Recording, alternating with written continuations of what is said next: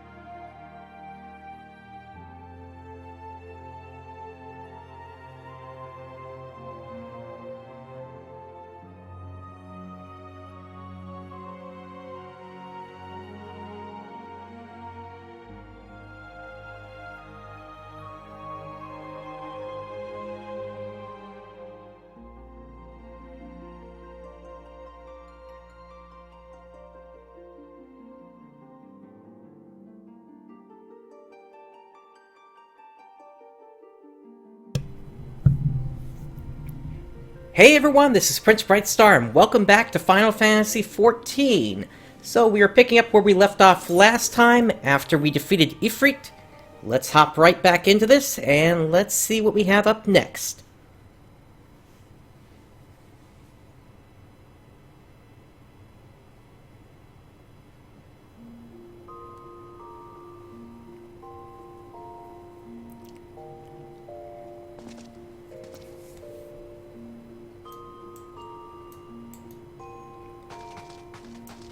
Okay, so we need to report to the Scion of the Seventh Dawn at the Waking Sands.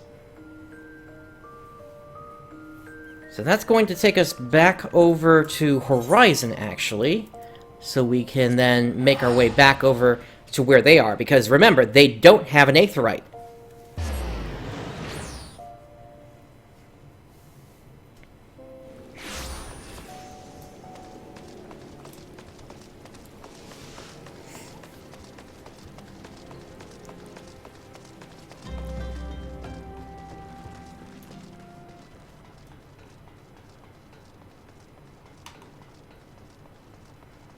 Let's see, as we make our way over to there, I do also want to queue us in for Halatali, which we picked up last time. So let's go ahead and join in on that now.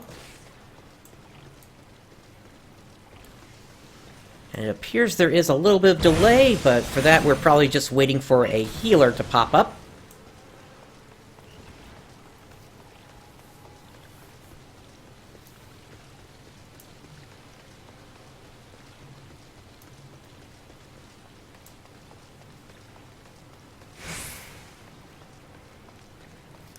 If we happen to arrive at the Waking Sands first, I'll take us out of the queue, just so that dungeon doesn't interrupt the cutscene.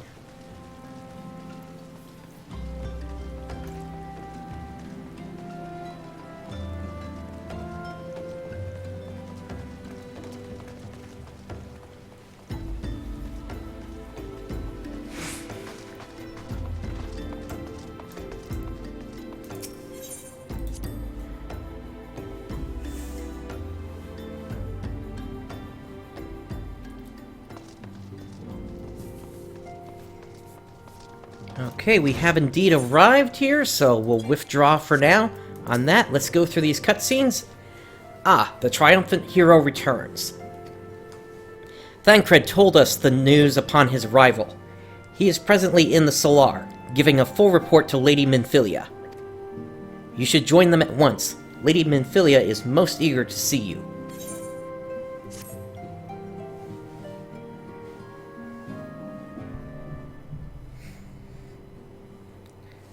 My late arrival nearly cost Prince his life. I wasn't there when the Amalja took him prisoner. And I wasn't there when they served him to Ifrit.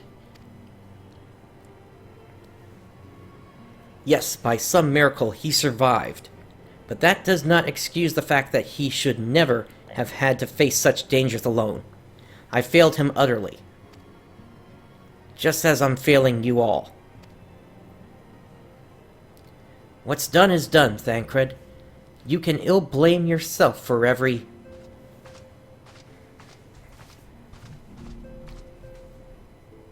Prince, it is so good to see you again.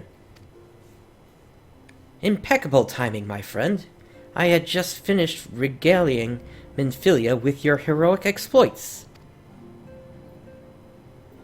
Thancred told me everything. You have done well to return to us. The perils you faced were undeniably great, yet a part of me believes that I had no cause to fear. And now we can put paid to our long investigation. As we suspected, the Amalja undertook both the robbery and the abductions with the aim of summoning their primal Ifrit. Nor is this tale limited to Ul'dah. Similar incidents have been rife in both Limsa Lominsa and Gridania of late. I dare say you've been curious as to how these crimes are linked to the primals. Permit me to explain. Having manifested in the physical realm, primals must consume aether if they are to maintain their presence here, and the stronger they become, the more aether they require. Now, aether exists throughout creation. It flows through all life, and permeates the very air that we breathe. Alas, this alone will not suffice to sustain the likes of Ifrit. Nay, he and his kind require a more concentrated source of aether, crystals. It is for this reason that incidents involving crystals can often be traced back to a primal. Which leaves us with the why of the abductions. To understand this, you must first understand how primals are born. When all is well with the world, primals possess no physical form. Their essence is dispersed across the great river of aether. However, when the world is plunged into chaos, those who worship the primals cry out to their gods for deliverance from suffering. These cries serve as a beacon toward which a primal's essence is irresistibly drawn. It is this coming together, or etheric coalescence, which grants the being's physical form. Once born, a primal gains strength from its followers' worship. The more numerous and fervent they are, the more powerful their god becomes. But the primals are seldom satisfied with such reverence as their adherents freely give, and in order to gain more power, they do not scruple to create followers. They do this by tempering mortals, a process to which you yourself were subjected. Yet even as Ifrit took your comrades in his thrall, you alone remained unaffected. This is thanks to the power you possess, the Echo. We know not the why of it, but those blessed with the Echo are immune to primal influence. It is as though a greater power protects us. When first you came to us, I told you that the Echo would be instrumental in our dealing with the primal threat. I trust you now begin to see why. The recent incidences all share a common trait: meticulous planning.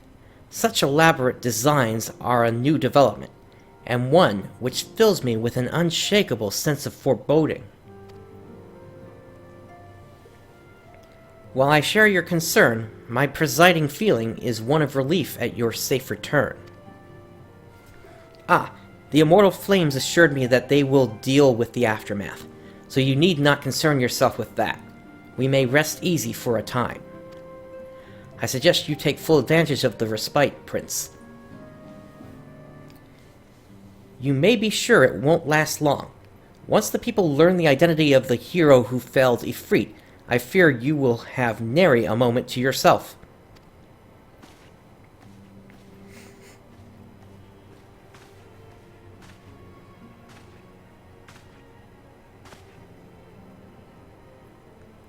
Whether she intended to or not, Minfilia neglected to tell you something I think it would be best you heard from one of us. It concerns the tempered abductees that were rescued. I am sorry to report that all are to be put to death, the flames with whom you were imprisoned included. Needless to say, this information must not be made known to the public. I swear to you that we would not do this if there were any other recourse, but once a man is tempered, he is tempered for life. His very existence lends strength to the primal, whom he cannot choose but worship. And so we Scions continue our fight, that no more innocents need be sacrificed.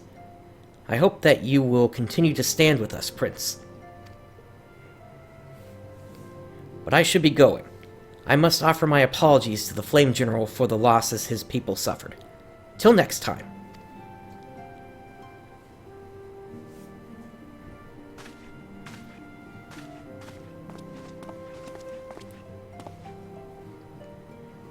Gods forgive me. How many more lives? Louis Sois would never have allowed this to happen. I have to do better. I have to be stronger.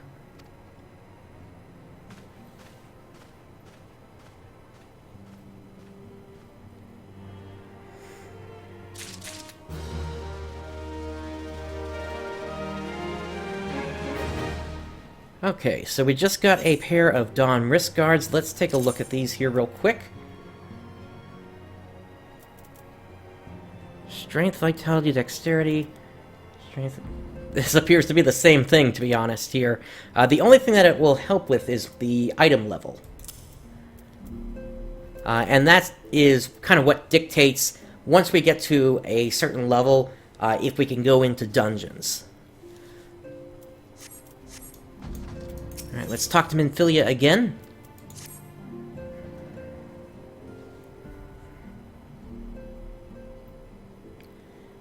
Until not so very long ago, you were but one of the many adventurers seeking to make their way in Eorzea. But for your character and courage, you were raised to the esteemed post of envoy. Thereafter, you traveled the realm, aiding those in need without thought of reward, confirming to Thancred and that the Scions would benefit from your aid. And no sooner had you joined us than you personally bested the primal Ifrit. You have achieved a great deal in a short time, and won fame in doing so. Alas, fame does not come without a price, as you will soon discover.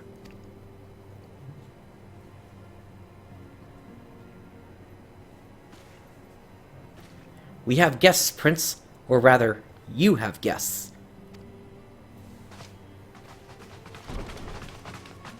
Beg pardons.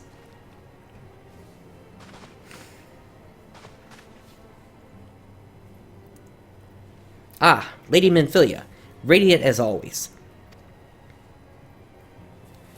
I am given to understand that the Scions of the Seventh Dawn have but recently welcomed a new hero into their midst. I am here on behalf of the Maelstrom, Grand Company of Limsa Lominsa, to offer said hero a place of honor within our ranks.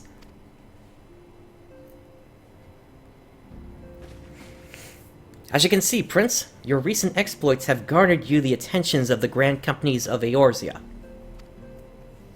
Each organization would have Ifrit's bane for its own. To this end, all three have sent officers to court you. They would not ordinarily go to such lengths to enlist a new recruit. That they have is evidence of their high regard for you. I find myself wondering how word of Prince's deeds spread so quickly. That the immortal flame should know of his triumph is to be expected. But what of the other grand companies? Eep! Your reputation precedes you, Master Brightstar.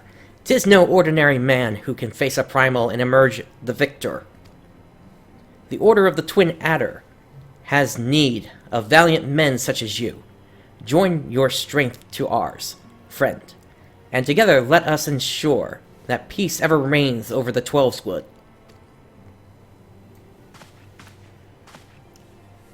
What a pleasure it is to finally meet you, Master Brightstar. My comrades speak of you in the most glowing terms. Why, even before you aided against the Amalja and their dreaded primal, yours was already a respected name in Ul'dah. Our people know you and love you well. A man of your talent belongs with the immortal flames. Join your strength to ours, friend, and together let us secure a prosperous future for Ul'dah. Good to see you, Mobius Zero. The Admiral was not exaggerating when she said, "You have the look of a hero." Full often does she speak of you, friend. It is only natural that we should want you for the Maelstrom. Join your strength to ours, and together let us see the grand vessel of Limsa Lominsa to the shores of glory.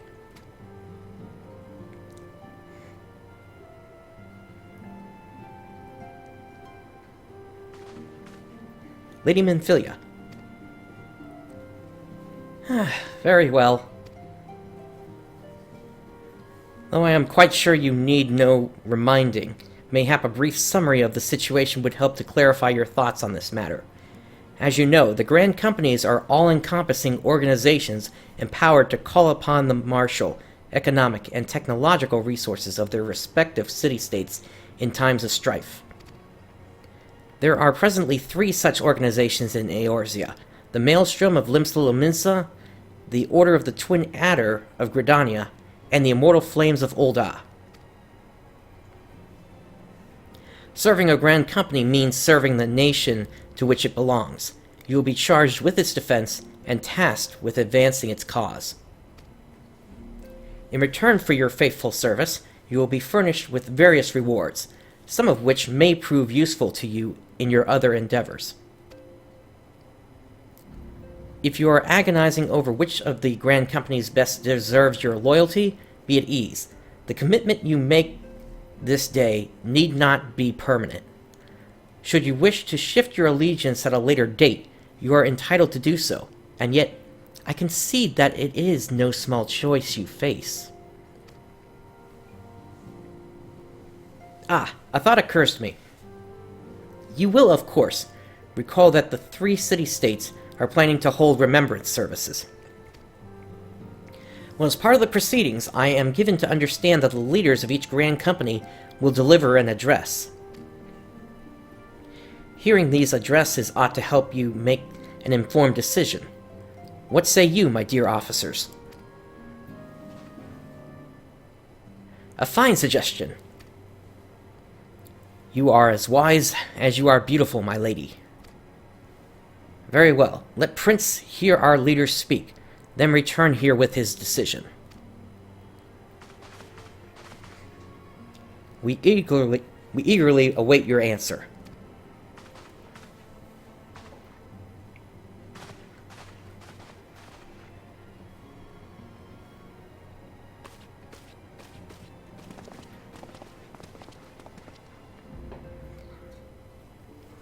I know full well that adventurers are by their nature a liberty-loving breed, and not best suited to the discipline of military service, but I strongly urge you to join a Grand Company nonetheless. While the promise of reward is enticing in itself, it is not the only benefit. You are possessed of great power, Prince, and with it you are capable of doing untold good. Yet know that great power is wont to attract attention, not all of it friendly. I apologize if you're hearing that barking. There is nothing I can do about it. There will be those who wish your ill, and you must needs be on the lookout for them. Yet, however vigilant you are but one man, in the midst of a Grand Company. However, you will be one man amongst many, a friend amongst friends. Your achievements will be shared, and so will the danger. I can think of no better arrangement. Of course, joining one organization need not mean leaving another. I hope that we can continue to rely upon your aid. The 12 know that we will have need of it in the days ahead. The Grand Companies seek to protect their own nations. We Scions, on the other hand, seek to preserve the future of Eorzea as a whole. Similar, yet not quite the same. Now then, I expect that you will be afield more often in the future. As such, I would have you carry this link pearl with you at all times. It will allow us to stay in touch regardless of location.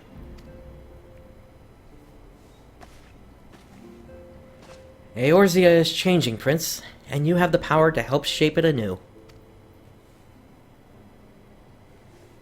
None can say what the morrow will bring, but so long as we believe in ourselves, there is naught we cannot achieve. Now, it is time you made ready for your journey. Before you depart, be sure to speak to Tataru. She will apprise you as to where and when the remembrance services are due to take place.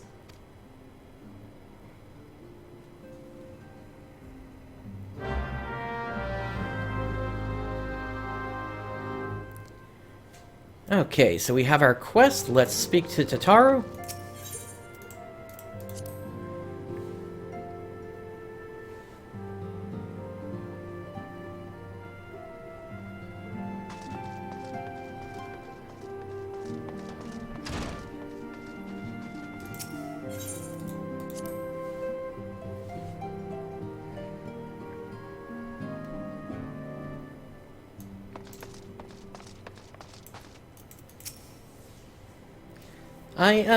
I'm sorry about all the attention you're getting, Prince.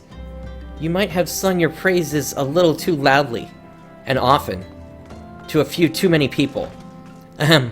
Next time I'll be sure to hold my tongue, literally, if necessary. Anyway, I expect you want to know where and when the remembrance services are taking place. If all goes to plan, Gridania's Grand Company, the Order of the Twin Adder, will hold the first of the 3 services, and the Elder Seedseer, Kani-sana, will deliver her address at Miketo's amphitheater. I should probably mention at this point that due to the organizational challenges involved in assembling all the involved parties, it's possible that the order of the services might change. Still, there's not much we can do about that, so make Gridania your first port of call. Next, you'll need to go to Ul'dah, where the Flame General Roban Alduin will be addressing the masses at the Royal Promenade. Oh, and it's rumored there's to be a special guest. How exciting! Last but not least, you must make your way to the stateroom in Limsa Lominsa, where Maelstrom Chief Admiral Merweb Blusiflim will be giving her address. The room is accessible via the Admiral's lift. Identify yourself to the sentry, Xanthale, and he will admit you. Got all that? Well, off you go then.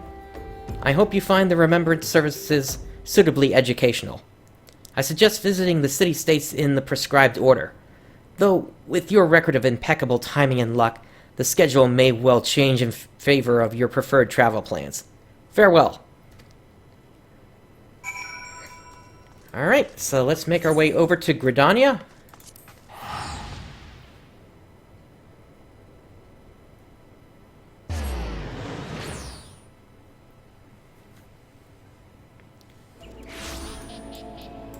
And if we touch the Aetheryte here and we go to the Aethernet, here is the amphitheater.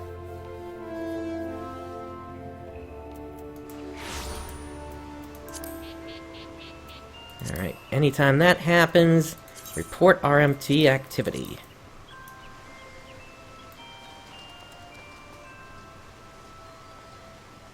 Alright, so we've got the amphitheater here. Obviously, it's still dressed up for the Christmas event here, but the destination we're looking for is right here. Let's see if they take the decorations down for the event.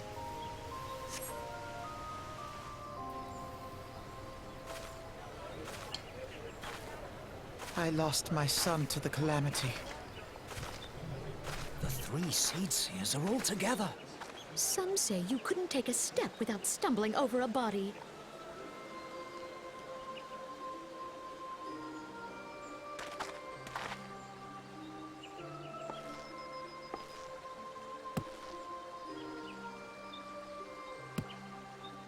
Our forebears were once strangers in the Twelves Wood.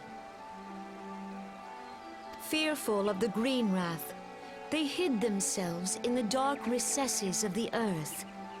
Yet they dreamed of basking in the dappled sunlight of the forest. Through great effort, they proved their worth to the elementals, and were granted a place beneath the boughs. So it was that Gridania was born, some 5 centuries ago. Working hand in hand, the Hyur and the Elysian settlers sowed the seeds of our civilization, and soon they were joined by folk of all races. So nourished by the waters of unity, and blessed by the light of the matron, Gridania flourished into the great nation it is today. Do you see the Gridanian standard? There, hanging behind the Elder Seedseer. Well, looky who it is. It's the 2 that were in the carriage with us. The entwined serpents represent the unity between Hyur and Elysian. An elegant symbol, do you not agree? In accordance with the will of the elementals, we have embraced a life of peace. Alas, our neighbors have not always sought the same for themselves, nor for us. Though we Gridanians have no love for war, we have still less for those who would threaten our way of life. Ever have we fought to protect the sanctity of the Twelveswood.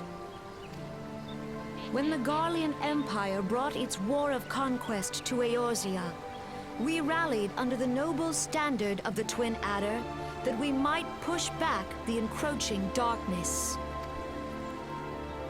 And it was we who prepared the ground for the reformation of the Eorzean Alliance, that all the peoples of this realm might stand united against the common threat.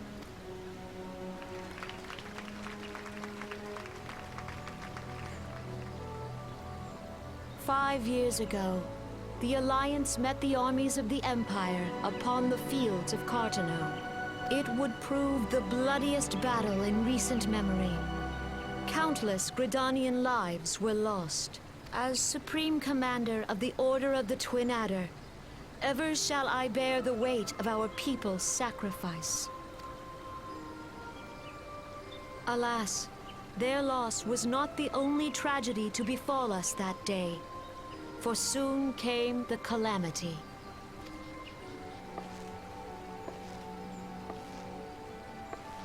The scars borne by our forest are a constant reminder of its violence. Our lives have been irrevocably changed.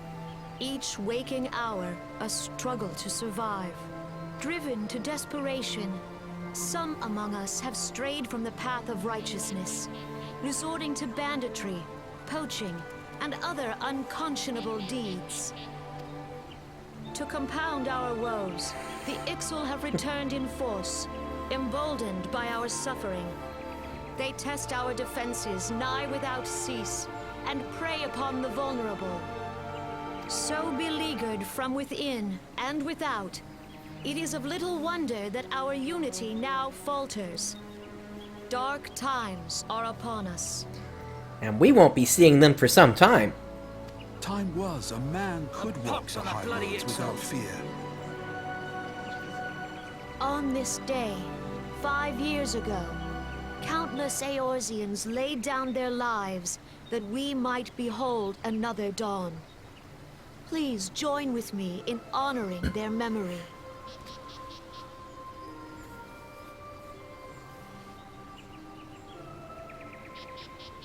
And how do you propose to honor the memory of those you cannot remember, pray tell?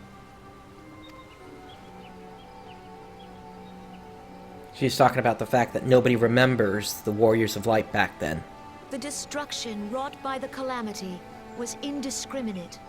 It dealt death to Eorzean and Garlean alike. Yet while we have labored to rebuild our homes, to rebuild our lives, the Empire has set about raising steel fortresses here in the Twelveswood. Let none be mistaken. The Garleans remain the greatest threat to our survival. If we are to stand against them, we must remember what it is to be united. Our many troubles blind us to the woes of our fellow man. Thence is harmony lost. Yet harmony is the founding principle of Gridania. We are gathered here to honor the fallen.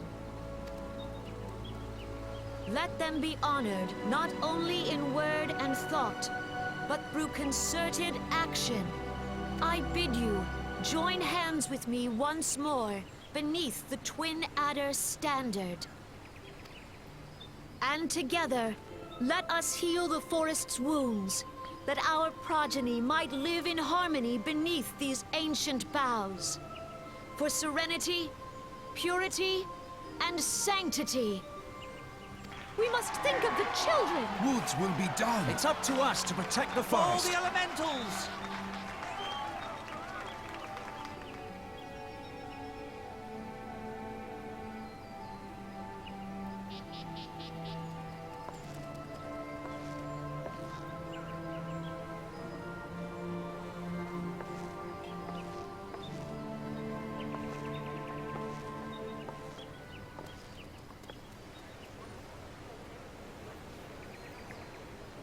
So that's the first of them.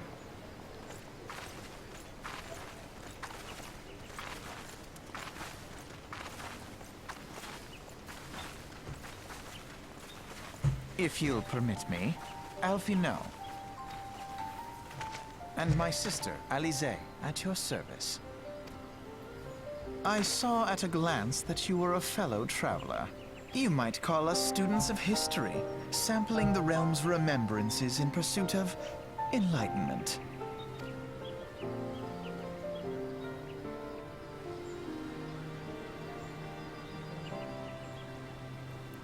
The Gridanians are unfortunate enough to have to contend with two beast tribes. The Ixal are unquestionably the more troublesome, being of a naturally warlike disposition, and want to summon their bloodthirsty primal Garuda. The Sylphs, by contrast, are peaceful in nature, being mischievous rather than malevolent, and have long been on friendly terms with the Gridanians, until recently at least. Alas, they have grown aloof, a change observed at roughly the time they summoned the primal Ramu. The Gridanians have no love for war, and they consider open conflict a last resort. Though they clash with the Ixal ever more regularly, you may be assured that they do so in self-defense. As for the Sylphs, they are as yet bound by a peace treaty, though one wonders how long it will be before it's broken. The Tweleswood was grievously wounded during the calamity, leaving Gridania vulnerable to attack. The people are hopeful that restoring the wood, and thereby the power of the elementals, will put an end to their woes. Yet how long will that take? Centuries, I'd wager? Meanwhile, the Ixal will continue their incursions, spurred on by Garuda and her insatiable appetite for destruction. Whether the Gridanians like it or not, sooner or later it will come to all-out war, and when it does, the Order of the Twin Adder will need all the help it can muster. How valuable might the aid of a capable adventurer prove to them then?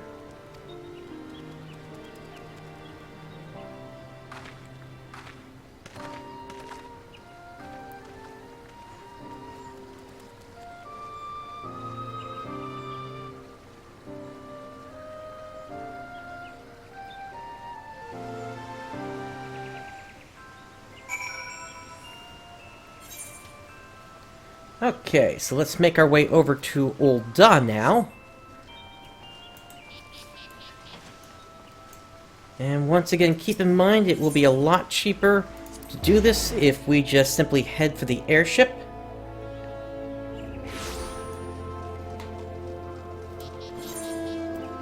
And I'll go ahead and queue us back into Halatali real quick here, just in case that happens to pop.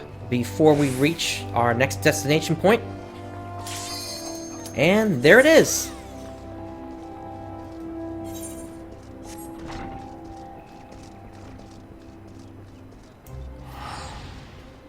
Looks like we might have a DPS sleeping here, potentially. Nope, there they are.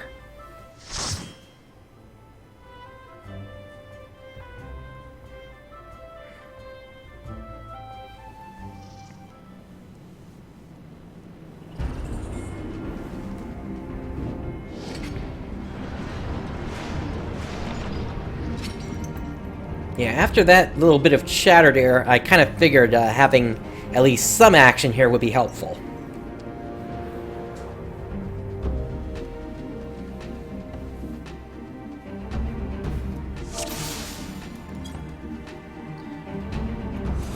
Okay, let's wait for the Protect to go up.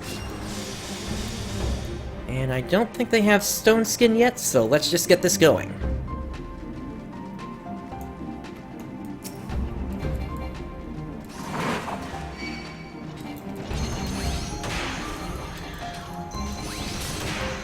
Alright, whenever you do have a good lead, just make sure that you do a shield toss there that grabs initial aggro, and then go into doing your enmity combo as a tank.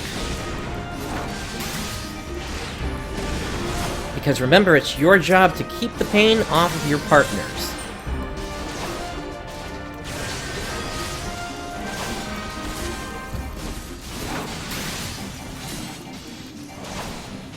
Okay, I think we got a little room here. Let's do a Riot Blade for some extra damage. And let's also Fracture. There we go. That is the first group down.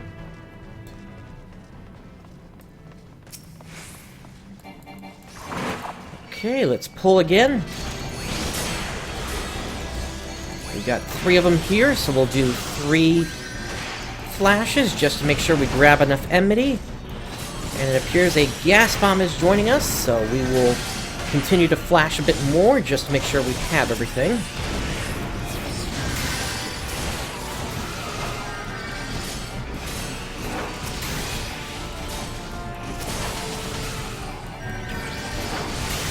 Okay, and what's on our screen now here is this number 1. Now, this is something that can be used in parties through the...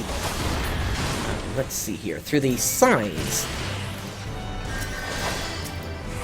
And basically you can put these different signs onto different targets depending upon what needs to happen. So you can say attack in this order. You can say to bind this one, which means to either put it to sleep or in some other way incapacitate it. You can also mark to ignore a target as well. And then you can also put signs up above different targets as well. Okay, this is kind of a messy room here, so I'm going to be really careful.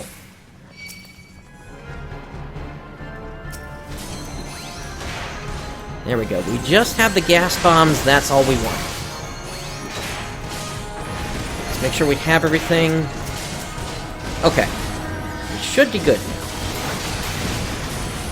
I just want to keep an eye on these guys just to make sure they don't move out of place.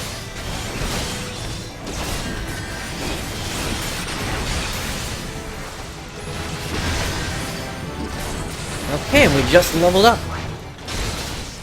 I believe that brings us to level 25.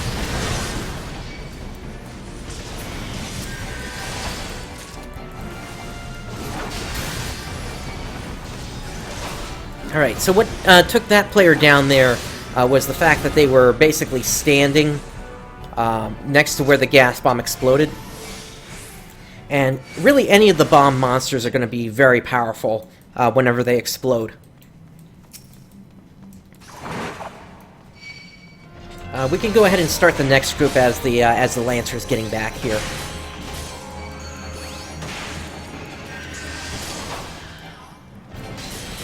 Technically, most of these dungeons can be completed with just a tank and a healer. It just takes a very long time to do that. So really, as long as you have both your tank... Okay, so somebody is not sticking on the same target that I'm on.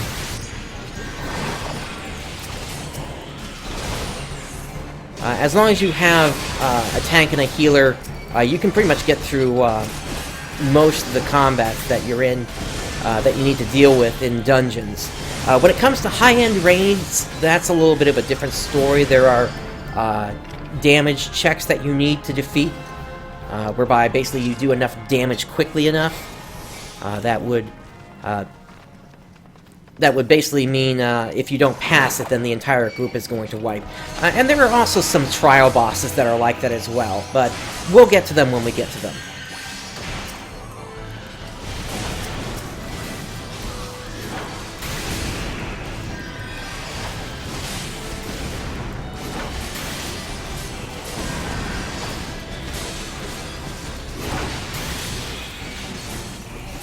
Not certain I get the idea of what this name is, a doctor.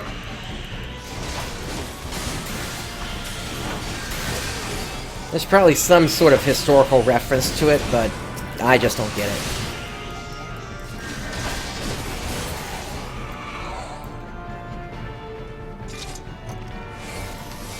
Okay, and we have made our way to the first boss. Let's also eat our chicken and mushrooms here now. Okay, and so we have here Fire Main. This boss is kind of unique in that it's not really... Yeah, just like Shin-Nami just said there, basically we just burn it down.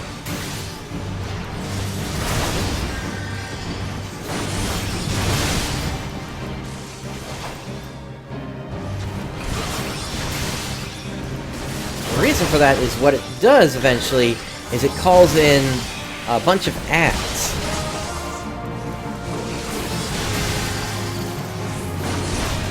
We've got these targets coming up here, and here are the Demantus. But since we're just burning things down, we're not going to worry too much about them.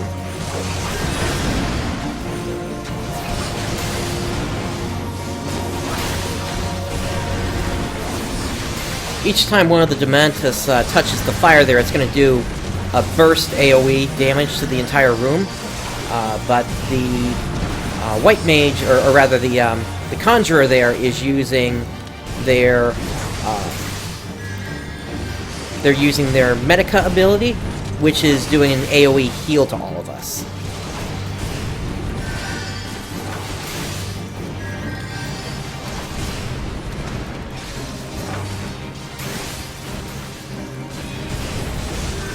And unfortunately, we can't stun it by doing a shield bash there. Right, the damage is going to be coming in a bit more frequently now here.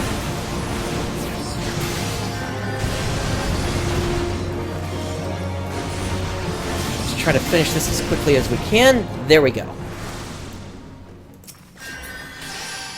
Okay, Ethereal Cotton Sash. That's going to be for a magic user, so pass on that. And now we click right here to enter the Ethereal Flow, and we're on to the next portion of the dungeon.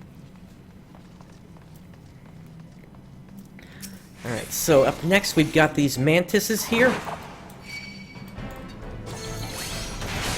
Let's give it a couple of flashes.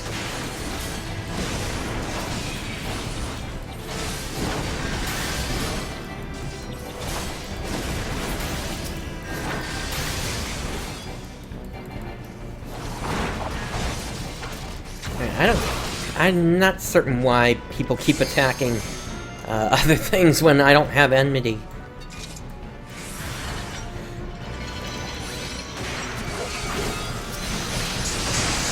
I mean, I guess the other thing I could do is I could just rotate Flash and Riot Blade. And at the higher levels, that's what you typically do. At least for level 50 content. Not so much level 60. Level 60 is a bit different. You typically have to do a little bit more than just that. Just because you have more abilities at that point. You gain access to a damage over time that's actually a lot better than Fracture. And so you would typically be rotating through that on top of doing your combo.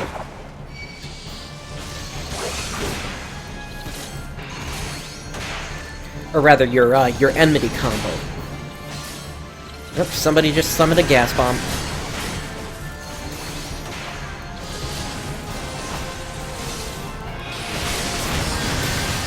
Quickly taken out, though.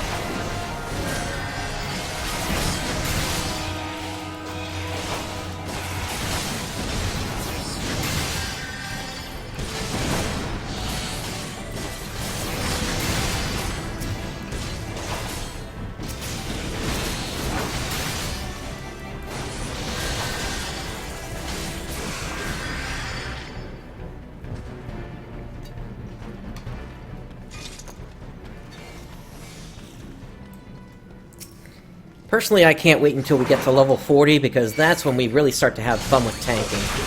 It's a lot easier to hang on to enmity at that point. At least when you're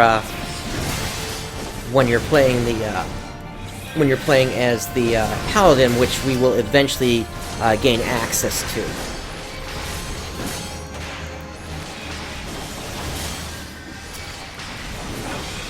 Yeah, they keep going for all the different targets at the same time here, so it's, yeah,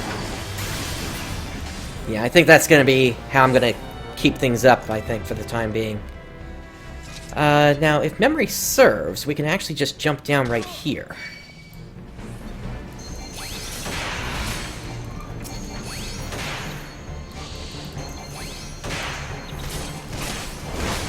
That being if everybody's paying attention!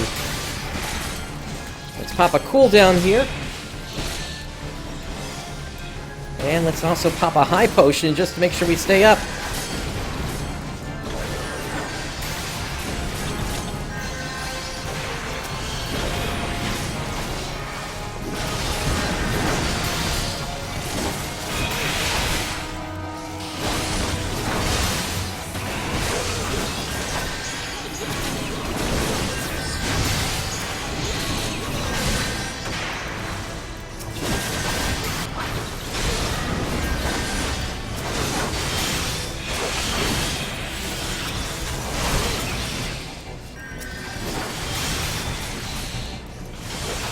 Alright, I know that that healer there was trying to put them to sleep, and that's typically fine, but in this particular case where I'm still trying to make sure I've got enmity on everything, I want to make sure that when they wake up they're going to be drawn to me and not to the one that actually put them to sleep.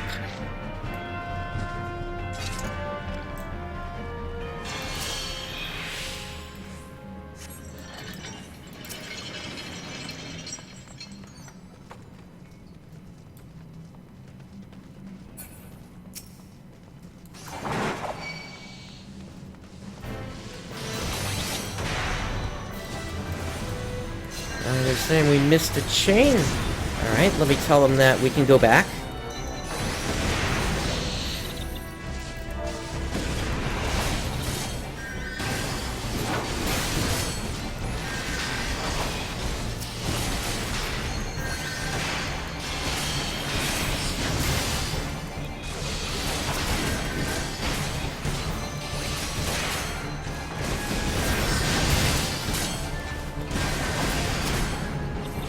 And plus, that'll give me a moment to recover some of my magic points as well.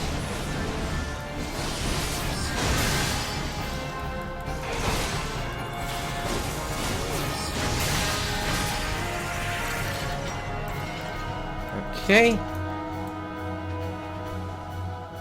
Alright, that's just a gas bomb there.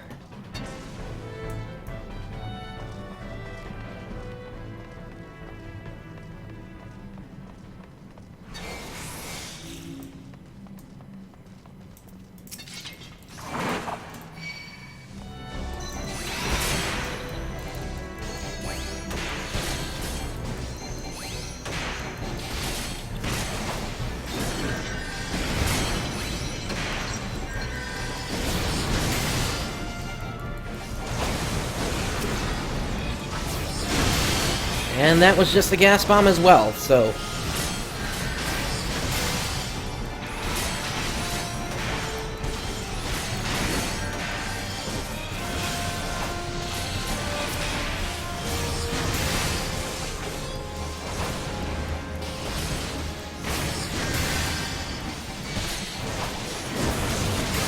Oops, we got an ad.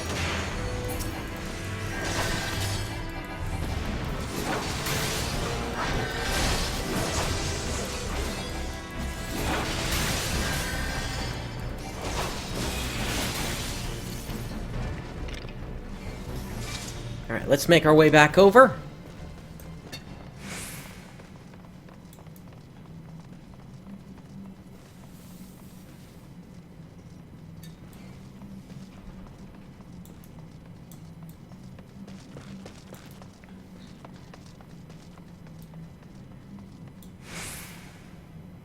And it looks like we've got another boss room right over here.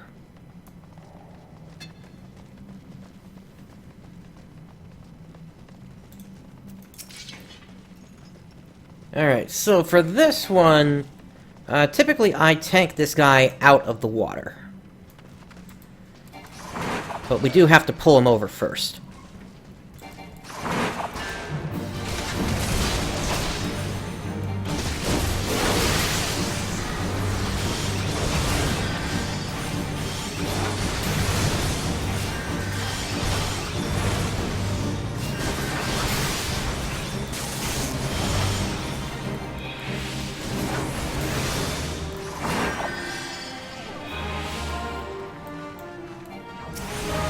And that's kind of the main reason why I do that.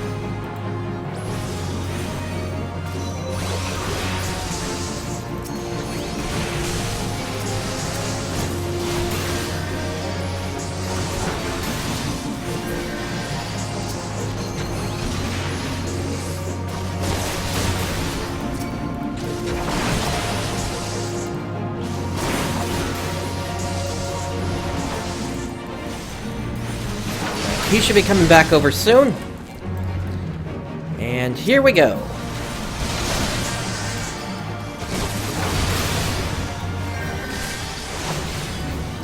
Yeah, that black mage is really over-nuking him here. I don't think they really understand how Amity works here.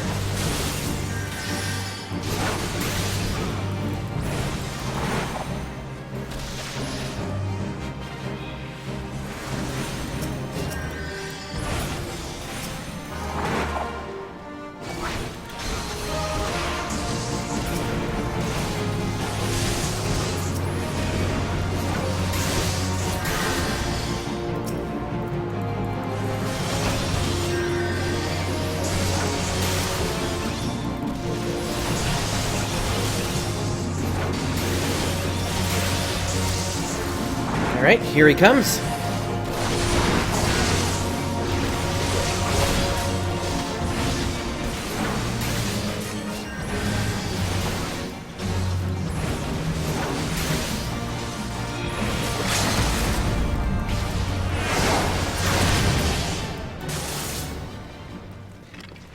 You didn't miss much. It was, I just queued us in for a dungeon.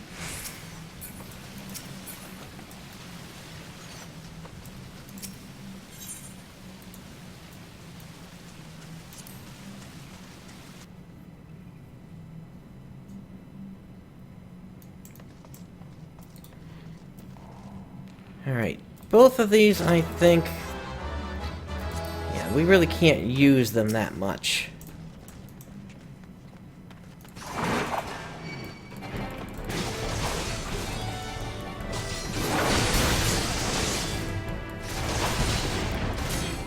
Now, the one thing that I never do, whenever I am tanking, is I never press forward and leave my healer behind. And that's because if they are not around me, it is very easy to take me down. Since I'm always taking damage. And while the fact that I will eventually level up to the point where I do gain some healing abilities, they never fully match what a healer can do. We got a lot of gas bombs popping into here.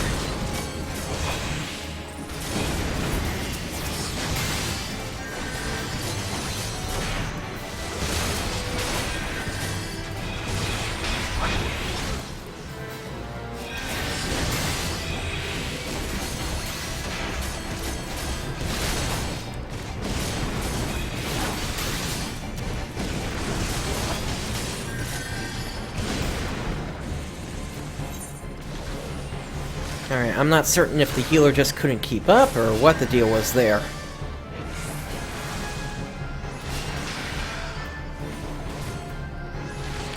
I'm also hoping that they try rezzing me here.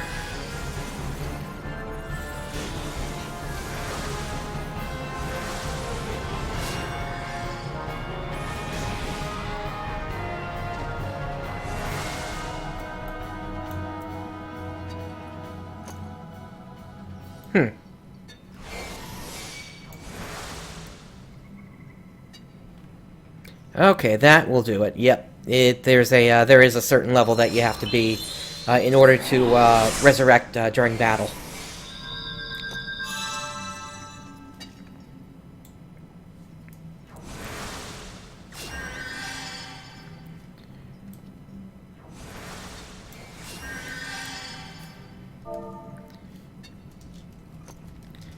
Let's also call for them to give us protect.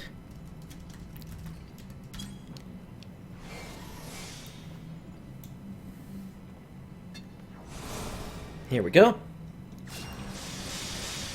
Once again, protect enhances our physical and magical based defenses.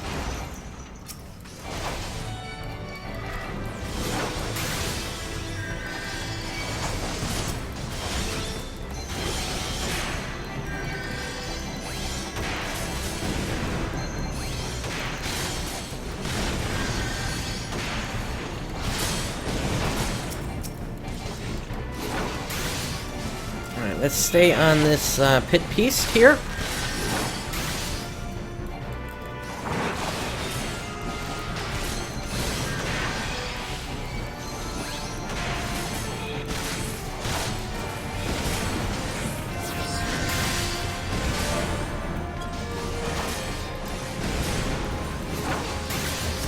Okay, and now we can focus on these two here. I think this one is closer to being lost, so I'll focus on that. And now move back over to here. Sometimes you just have to kind of tab back and forth, unfortunately.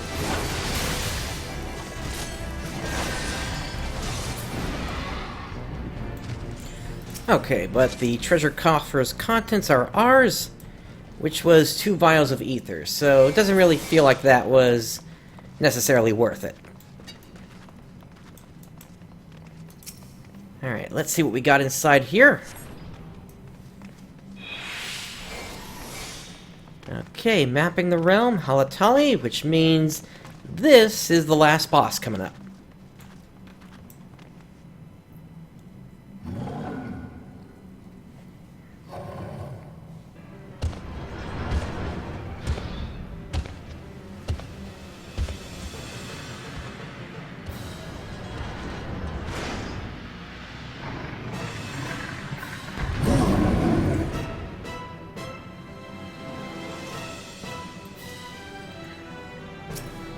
Okay, so let's start with a shield lob.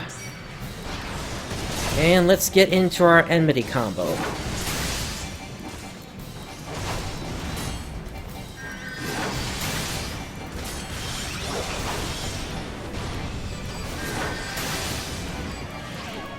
Okay, that is actually something that he's doing. Sometimes it's confusing to tell if something that was laid down is friendly or will actually hurt you.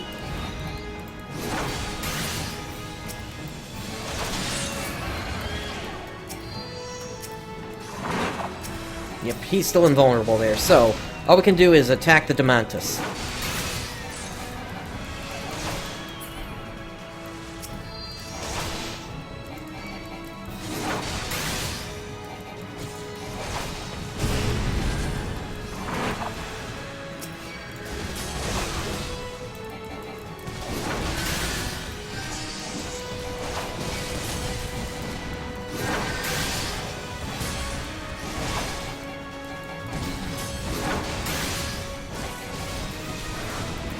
Okay, let's move from his double smash. Okay, and here we go again with those.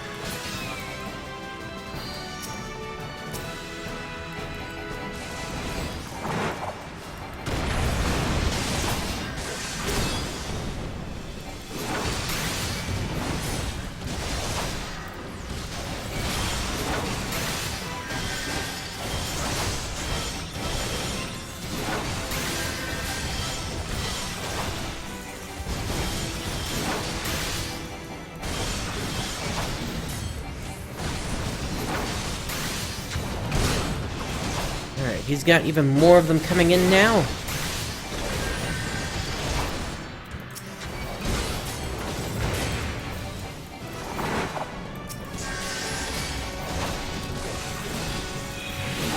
I believe I'm gonna have to start kiting him.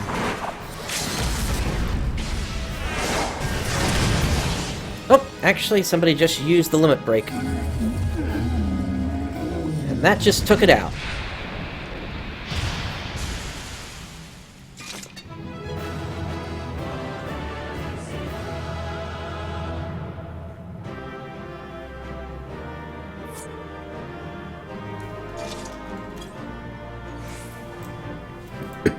Okay, let's see what we go. What we got.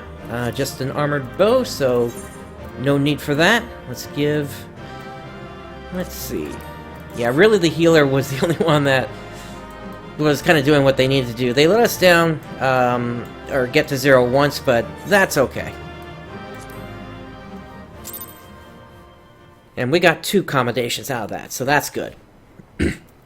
Alright, with that done, let's make our way over to Old Da next.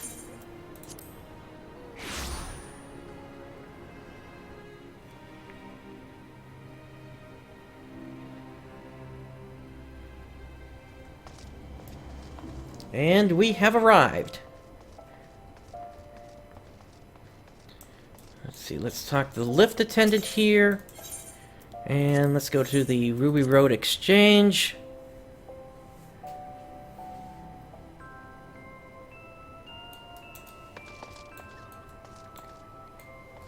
Okay, and I think we can head into here. I'm looking for the nearest Aetherite shard. Or actually, I think we might be pretty close. Let's see. Yes, we are. Okay, so before we press on with the main story quest, of course, since we are now level 25, we have a new Gladiator quest available to us. So we're going to start that now. Ah, Prince, I must apologize for my earlier behavior. As First Sword, my duty is not only to foster your growth as a gladiator, but to also protect you from dangers you are not yet ready to face. I did not know that Levold had become the leader of the Alcran. Had he chosen to bear his steel at us, many and more of us would not have returned alive. I need to know why he's turned to a life of crime, and so I've ordered my best men to scour Thanalan for any trace of his whereabouts. Unfortunately, one of them has disappeared. I have strong suspicions that he has been taken prisoner by the Alcaran, or worse. If there is any hope of saving him, we must act quickly. I would have you search for our missing comrade. His last report stated that he was tracking the Alcaran near the Hammers in western Thanalan. If you go there, you may yet find some clues to his fate. I've been far too reckless in recent days, and let too many good gladiators come to harm. Please, Prince, find our missing comrade, and bring him home safe.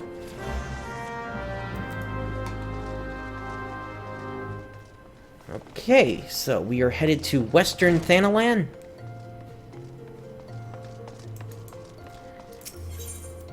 And we will head out here.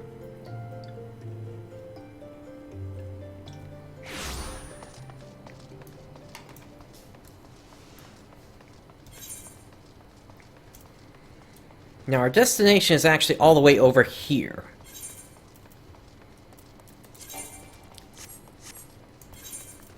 I'm just taking a quick look at what we've got here. We might potentially be under-geared for this one.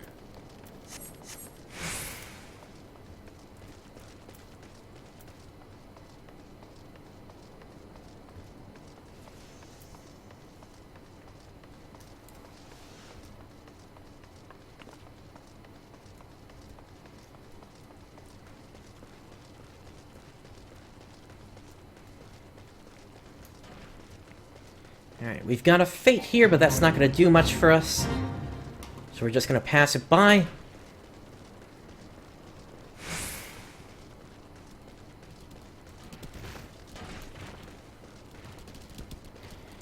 Alright, and here are the hammers that they were talking about.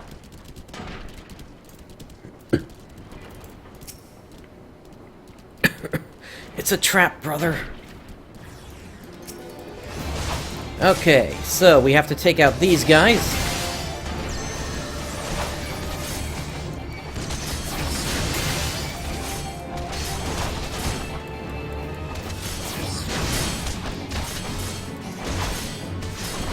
And let's start to use our cooldowns here, just to make sure we do survive.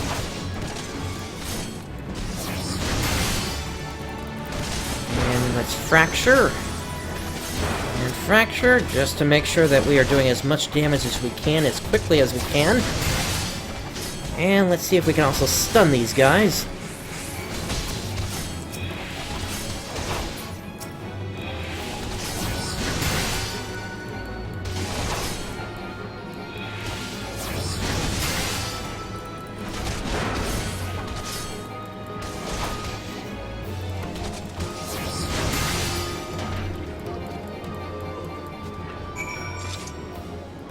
There we go.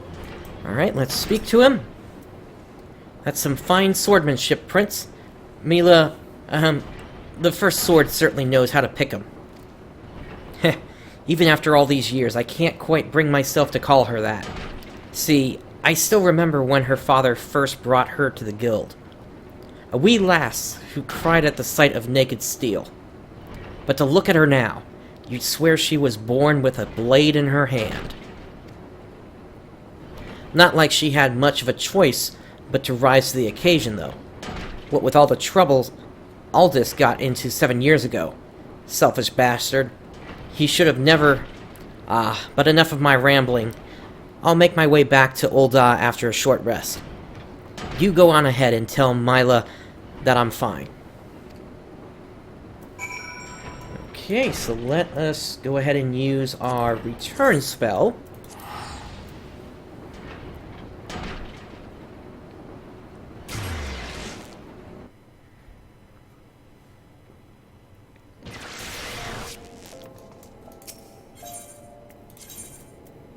And, whoops, that's not the right destination.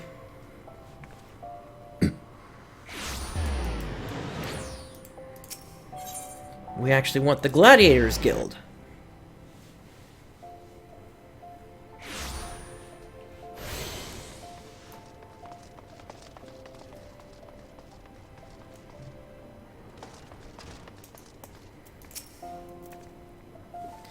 Prince, thank the gods you're all right. I heard all about the ambush at the Hammers. Excellent work. You've been invaluable to the guild, and I cannot thank you enough. In fact, I believe you deserve a much-needed rest. Take some time for yourself and return when you have recuperated. But before you go, speak with Lulutsu. I believe she has a message for you. So right over here... Ah, Prince, the very gladiator I was seeking. Lean closer, for I would not have the others hear my words. Aldous sends his regards and requests you meet him at the Lich Yard in eastern Thanalan. Naturally, I've not divulged this information to the First Sword. As you may have gathered from their previous interactions, she's still rather upset with him, and would likely forbid any further association. Quite understandable, since he was clearly being groomed to become the next guildmaster before. That horrible scandal. Ah, they would have made such a lovely couple. Forgive me.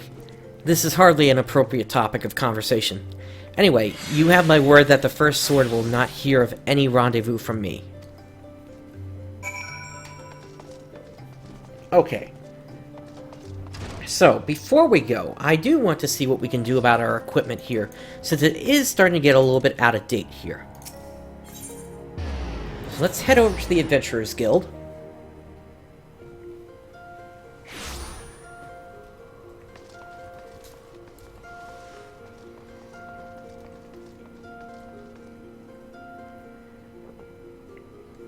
Hey there, I'm doing good.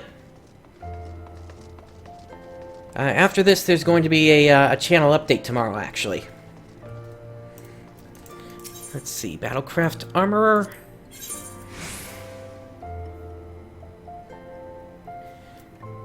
Okay, so they appear to stop selling what we need at level 15. So, what we need to do instead is make our way back over to here, because there is another merchant that we can use.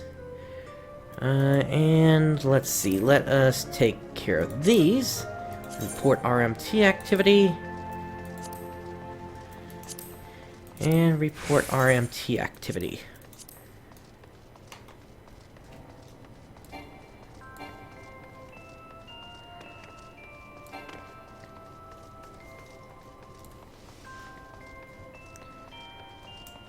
Here we go. This person should have better gear for us.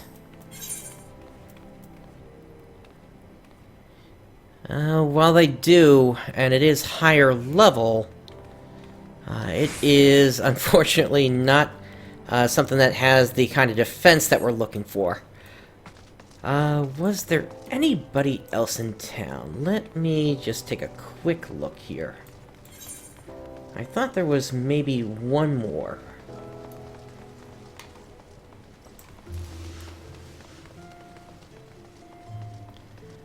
Potentially right here.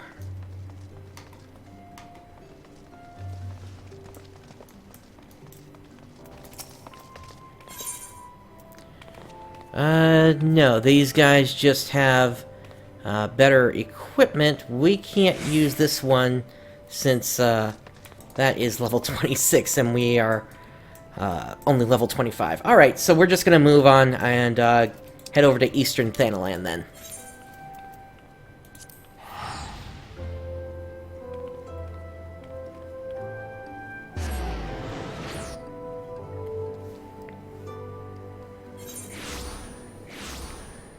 Don't worry, we'll be able to do something about this shortly. Alright, let's make our way up this ramp here. Our destination is right over here.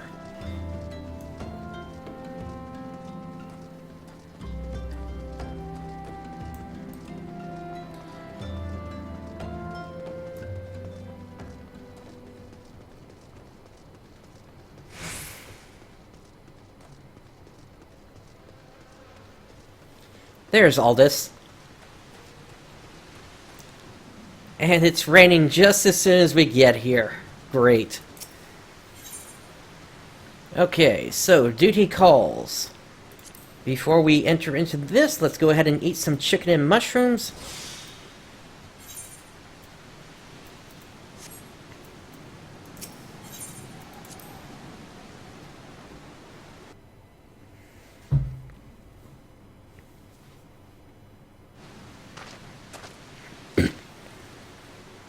And where have you been? Busy drowning in some sweet young thing's eyes? I don't think so, pal.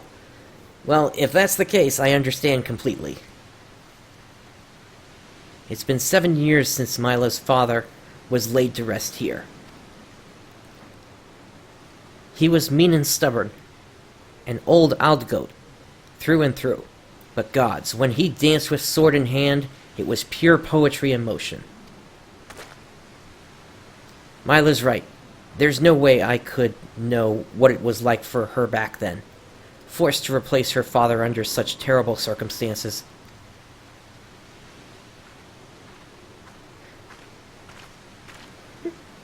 And who might you be? Another of Livold's lackeys? Master Livold has been most distressed since learning of your return. This is unacceptable. Your master does not deserve your loyalty, kitten. When you've outlived your usefulness, he'll dispose of you like so many others.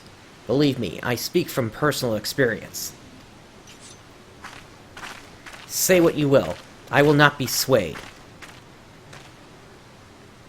She looks awfully determined to kill me. Still, I'm not really in the mood to play. Mind stopping her, Prince?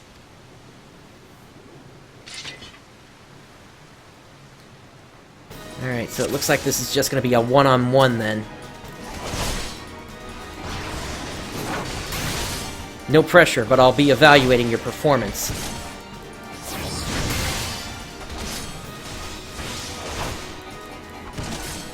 You would die for this scum? Very well.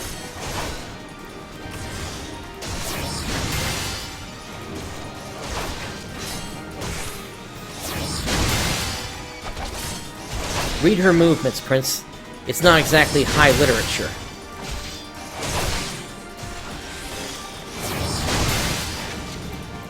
Your interference is inexcusable.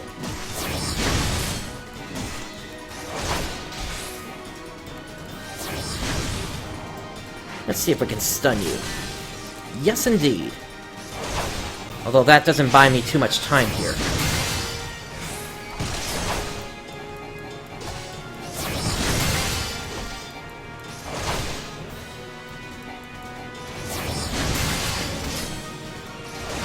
Okay, at this point, let's go ahead and use Bloodbath so we can gain some of our health back. This ends now. Watch it, Prince. This kitten has claws.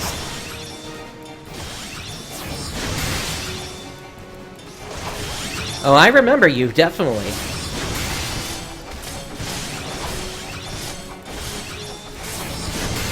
Alright, let's go ahead and use a high potion here. And let me also try to stun you. Next, these attacks are coming in real fast here. Okay, yeah, so that's where our gear is really starting to hold us back here, unfortunately. Alright,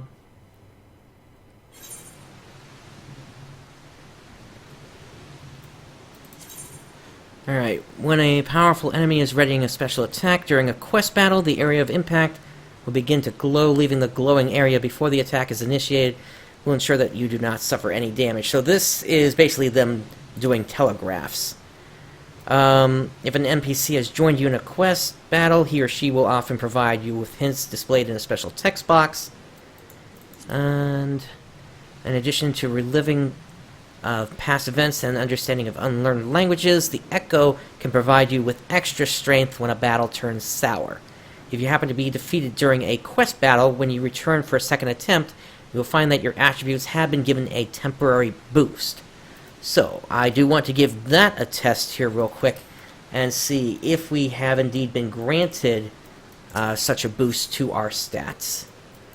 Let me just see if there's anything else that we can use before this, though. Doesn't really look like it here. The only other thing that I might have wanted to use is maybe a strength or vitality potion, but we don't have access to that yet.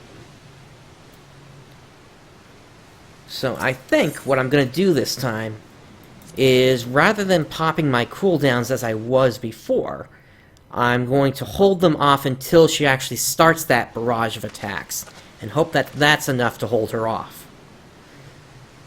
We're going to go ahead and skip this since we've already seen it.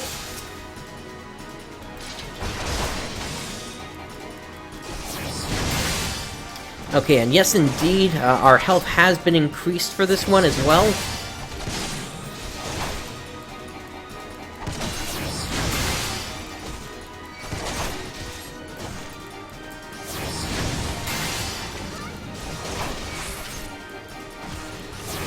And the abilities that she's using there are based on what a pugilist would be able to learn.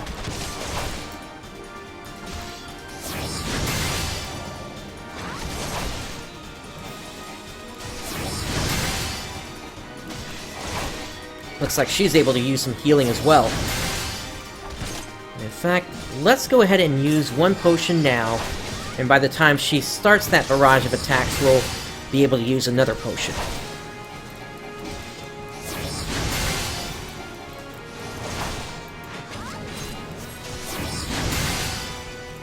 Okay, here we go. We'll start with that. Alright, here come 100 Fists. And this reduces weapon skill cast time and recast time. Everything goes a lot faster. Actually, it looks like we're okay for this one. So I think just the 5 or 10% that the Echo granted us there gave us what we needed. You've gotten stronger. Good. I'm glad Mila has a man like you to rely upon. To answer your question, this is not my main character. My main character is fully through Final Fantasy XIV at this point, up to the end of the Alexander raid. I'm just doing this as a let's play, capturing everything and showing everything up until Stormblood comes out later this year. She's her father's daughter, a leader of men, a true warrior, and an obstinate woman who lets her feelings cloud her judgment. Which is why she needs to be surrounded by dependable people who will give her good counsel and keep her temper in check. Now more than ever. Stick by her. She needs you more than she knows.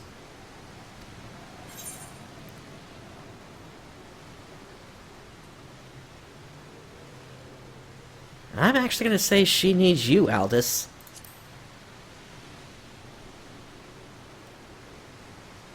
Haven't you listened to a word I said? She needs dependable people. In case you haven't noticed, I am anything but. I don't know, you seem to be around when I'm needed. I'm only here because of unfinished business. When it's settled, there'll be no reason left for me to stay. I owe it to her old man to put an end to this, to give him peace in Thal's realm, by making that bastard Levold finally answer for his crimes. Remember what I said, Prince. Now go. She's probably wondering where you are.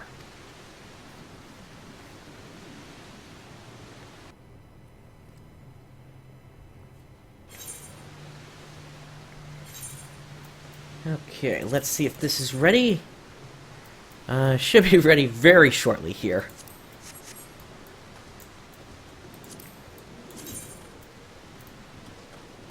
It says less than 30 seconds. The story, from what I understand, differs depending upon what your starting city is. So I started in Ul'dah, and then you do also have these class quests that we're currently on that do differ. But if we go into the character sheet here, and actually let me go over to the Aetherite, because we need to head over to the Gladiators Guild. If we go under classes, you can play every single class in the game on a single character. So really the only real difference or thing that you would only be able to experience across multiple characters would be basically the first 15 levels of content up until you get to your first set of dungeons, depending upon what your starting city is. Beyond that, the story is for the most part the same, aside from some specific events that happen later on, depending upon what raid content you've cleared. Why are you staring at me like that, Prince? Is something the matter? You're behaving rather oddly. Well, I'm afraid I have no news regarding the Alcran's movements. I remain confident that we will find them soon, though. So keep your blade sharp. Well, you're giving me a blade here, so I will definitely do that. At this point, we do need new armor, so we'll grab the heavy iron armor here.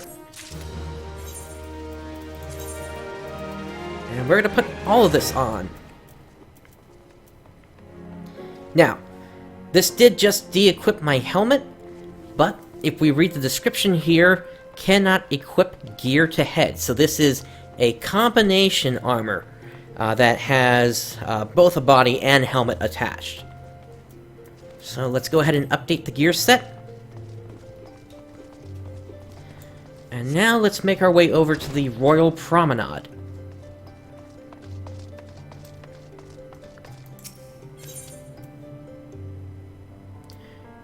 In terms of race or class, there really isn't a difference in terms of story content outside of the class guild stuff. Let's see. I think we want over here.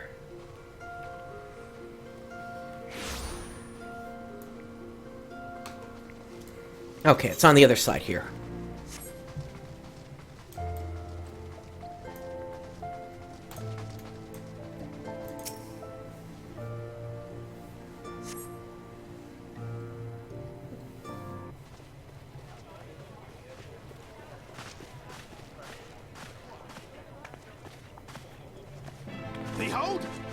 Sultana Nanama herself! And Roban as well!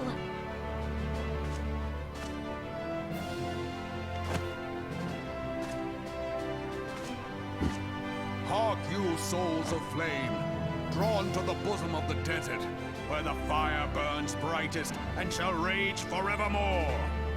Hurrah! Rauban! Where since antiquity, under the sage and judicious rule of the Ul dynasty, we have wrought sand into gold. Where by the grace and glory of Naldal have our brave sons and daughters flourished and prospered. I speak of Ul'dah! There, at the Flame General's back flies the Grand Company's standard. Note the sigil. The golden scales of order balance the jewel of prosperity with the flame of might. Great and many are the gifts our nation has given the realm. In Eorzea's darkest hour, on the killing fields of Cartano, none spent more in blood and gold than we. Thus was the 7th Imperial Legion laid low. So that's how it happened. How soon history forgets. Yet many left our gates, never to return. Let us pray for our absent brothers and sisters, that they might know happiness in the great beyond, as Thal's honored guests. If the fates were fair, the price we paid that day would have bought us victory. Alas, they are not. And now, but 5 years into this 7th Umbral era, the spirit of sacrifice which granted us our strength is all but dead. Look around you. What do you see? A people divided, downtrodden and enthralled. Where are the merciful alms of the rich? Where is the just steel of the righteous? I ask you, is this the great nation our brothers and sisters gave their lives to save? You who call this living, dishonor the name of the immortal flames. It is but a slow death. Our enemies surround us. The savage hordes of the Amalja wait beside our roads, strangling the lifelines of trade. Meanwhile, the Garleans make mock of our borders and despoil our land of its natural wealth. We stand on a precipice, yet we do not act. Whether trader or soldier, monetarist or royalist, all must recognize that a divided Ul'dah stands to fall.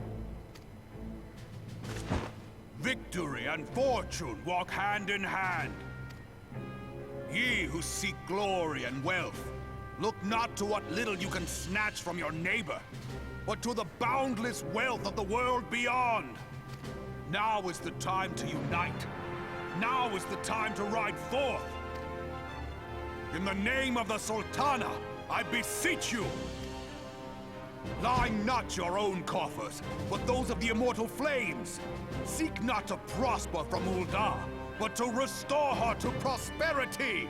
As the realm prospers, so shall Ul'dah. As Ul'dah prospers, so shall her people. Ya for Ul'dah! Together we are one. Personally, I think the Flame General is trying a little too hard there. Rauban?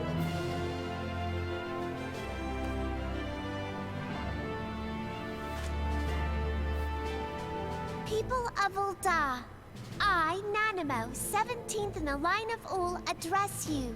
Much has been made of the wealth of Ul'dah. Yet those who measure that wealth in coins and carats are gravely deceived. For the true wealth of Ul'dah lies in the health, happiness, and hopes of her people.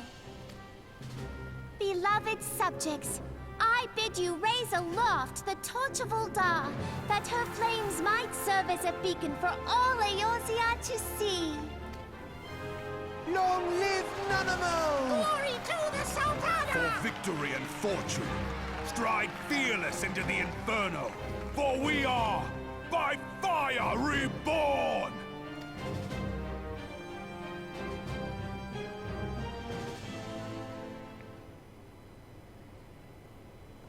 Forsooth! The time is now! I Fancy meeting you again.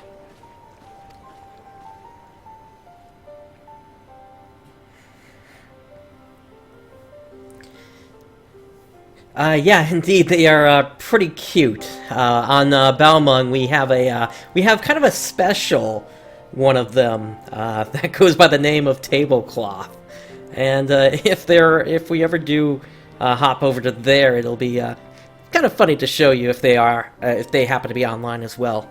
Anyway, the Uldans have a long history of conflict with the Amalja, the beast tribe that worships the primal Ifrit.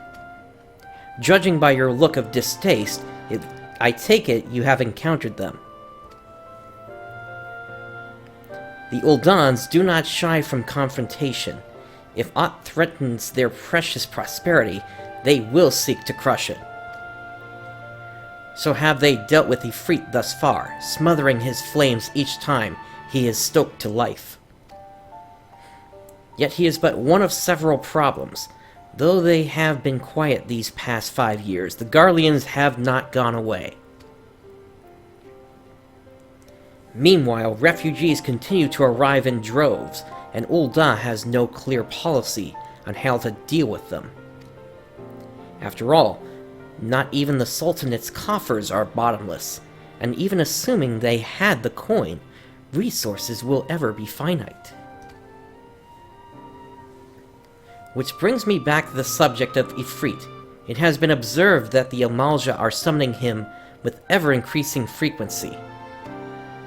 Every time they do so, Uldans send their forces to smite the primal, and though they invariably succeed, each victory is brought with blood. It is a war of attrition which they cannot well sustain. Small wonder, then, that the immortal flames are eager to recruit more members. At such a desperate hour, an adventurer of your experience would be a most welcome addition to their ranks. For their sake, I hope that the Flame General's words struck a chord with you.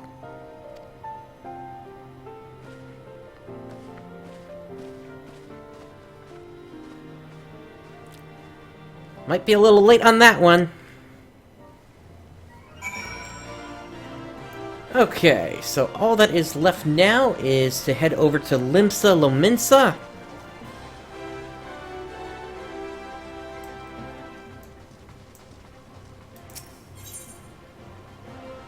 So, to the airship landing.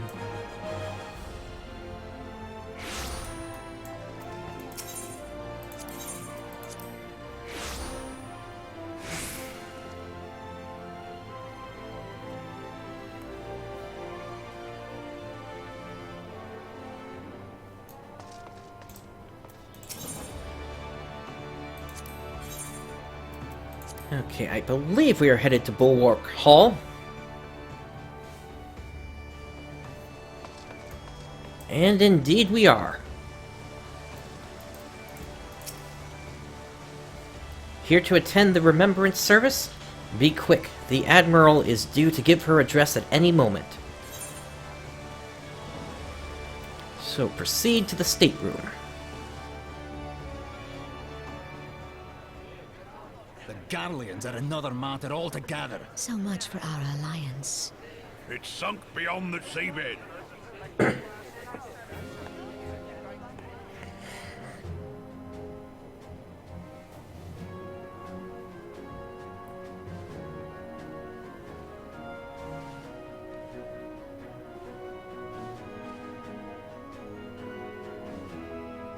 Brothers and sisters of the sea, hearken unto me. Look upon this, our mighty crimson standard, and tell me your hearts do not swell with pride.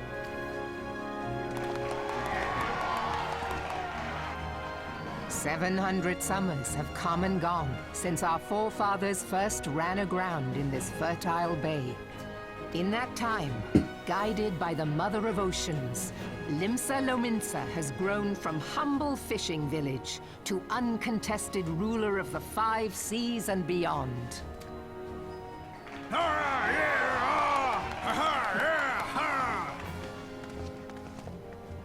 Did you look as the Admiral bid you? It is a rather stirring standard, I must say. The Crimson Field is meant to signify the blood of fallen crewmates, while the Black Longship represents a pirate vessel. When the Garlean Empire marched upon Eorzea, we assembled beneath the Maelstrom Standard, and our Grand Company was reborn. All answered the call, from the Knights of the Barracuda to Hilfir's bloody executioners. And together, we met our would-be conquerors upon the field of Cartano. You know, I don't know if you're noticing this, like I am here, but the windows appear to be all blacked out here, and yet light is somehow streaming in. That day, the world bore witness to the united strength of Limsa Lominsa. I swear to you, no army ever fought harder or with more courage. Yet many of ours did not survive. Join me now in remembering those who fought in the name of freedom and fell. May their souls be returned to the sea.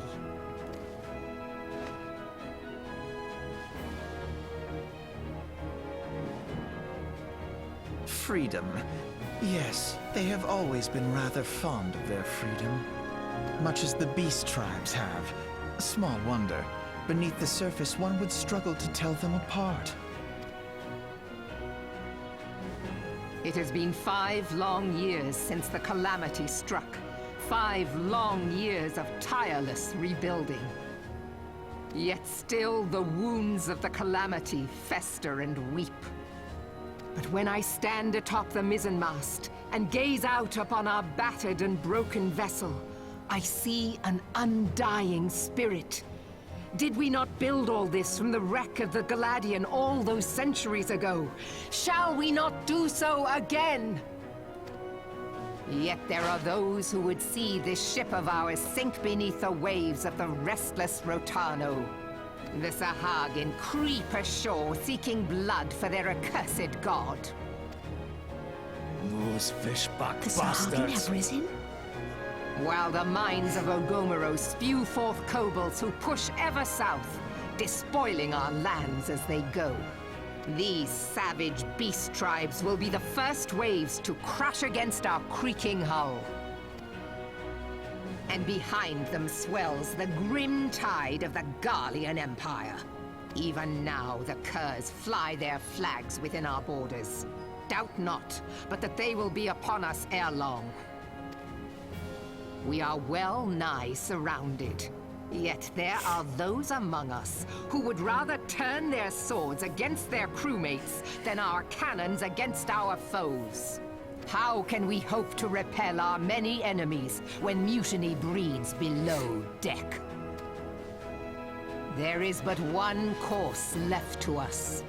One bearing that will bring us victory over the beast hordes and the Empire both, and see this ship safe to port.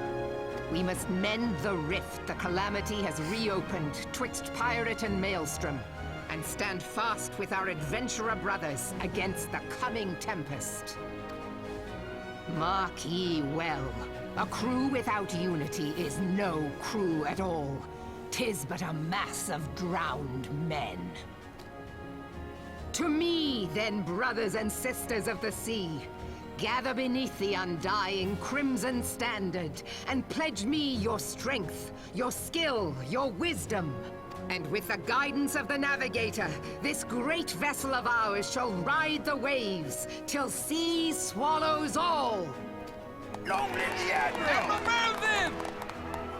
Gather the lads! Oh, where's me cutlass? I'll follow ye to the 7 hells, Admiral!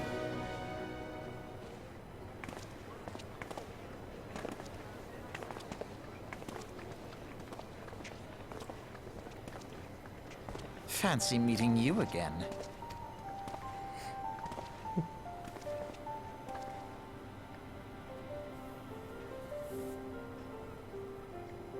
As the Admiral mentioned in her address, Limsa Lominsa is plagued by two beast tribes.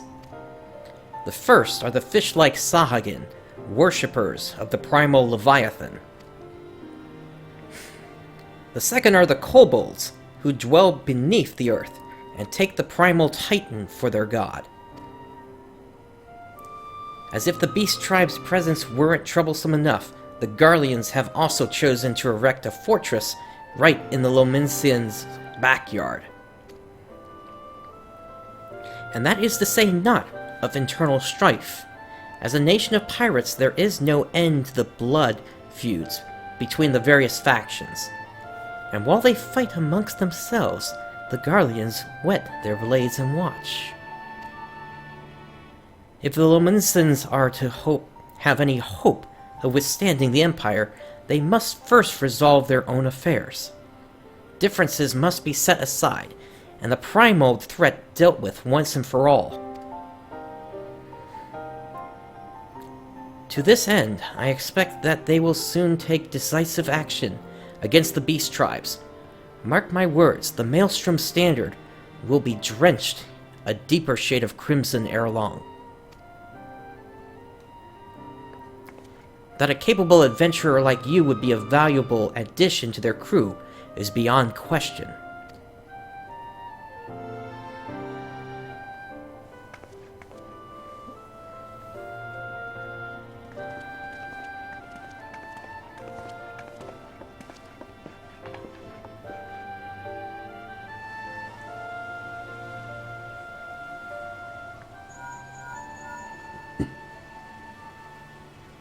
Prince, this is Minfilia. You are well, I hope? Would I be correct in thinking that the final remembrance service has now concluded? A moment ago, you say. What a coincidence. Jesting aside, I trust you remember our guests from the Grand Companies? Well, delighted though we are to have them here at the Waking Sands, it would not do to keep them in suspense any longer than necessary. In short, hurry back.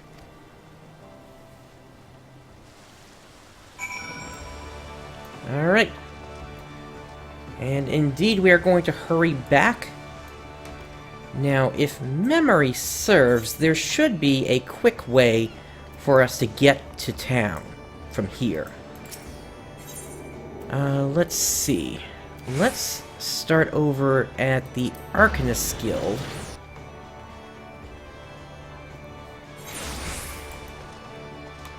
I think this is the way.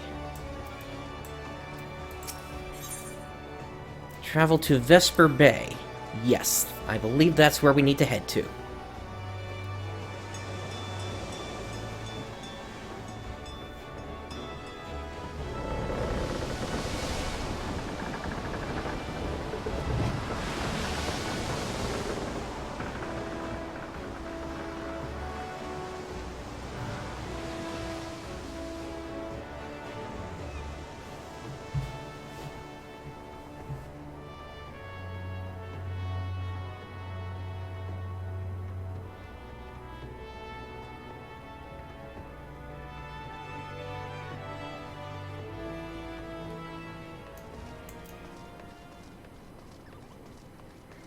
Okay, and so we have arrived back at our destination. And so now let's go ahead and head back inside the Waking Sands.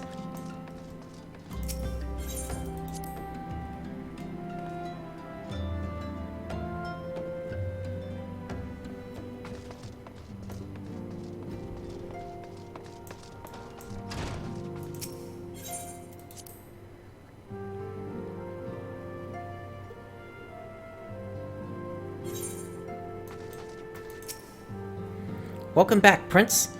Were the Grand Company leader's words as illuminating as you had hoped? Aye, each nation is beset with problems. I trust you see now why your services are in such demand. Would that there were more of you, Prince. But you must be tired from your journey. Why don't you rest a while, and take a moment to reflect on your decision? Once your mind is made up, pray give the Grand Company officers your answer. Alright, so quest complete.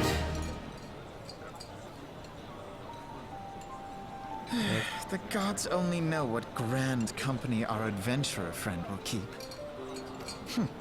The wheels of change are in motion regardless. Brother, are you certain this course is best? Whatever do you mean, dear sister? The so-called remembrance ceremonies were little more than standard waving rallies, as though the Calamity and Seventh Umbral era warranted scarcely a mention. Well, of course they were standard waving rallies. Since you are so observant, mayhap you noticed what mention was made of the Warriors of Light? None. I suppose they must have forgotten the heroes who spared Eorzea a fate worse than the Calamity? No, dear Alize, they haven't forgotten these details. They have elected to omit them. Deep are the wounds the Calamity inflicted upon Eorzea. So deep, in fact, that the realm still bleeds. Needless to say, the beast tribes and their primals do little to alleviate the pain. So, the task of salving Eorzea's wounds falls to the Scions of the Seventh Dawn, with a little help from our friends, the Grand Companies. Remembrance will yield no remedy. If our world is to heal, we must put the horrors of the Calamity behind us. Our grandfather would never entrust the fate of the realm to despots who rewrite history to their convenience.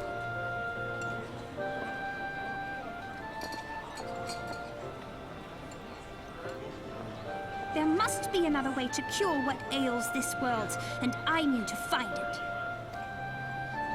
You are most welcome to try. Our paths may differ, but our destination is the same. In time, I dare say we will see eye to eye. I should hope so. My lady! We are to escort you. We won't be seeing her for quite Does some not come time. into it. We share the burden of this fate, dear sister, and will prevail together or not at all. The salve will serve not only to close up our present wounds, but prevent old ones from opening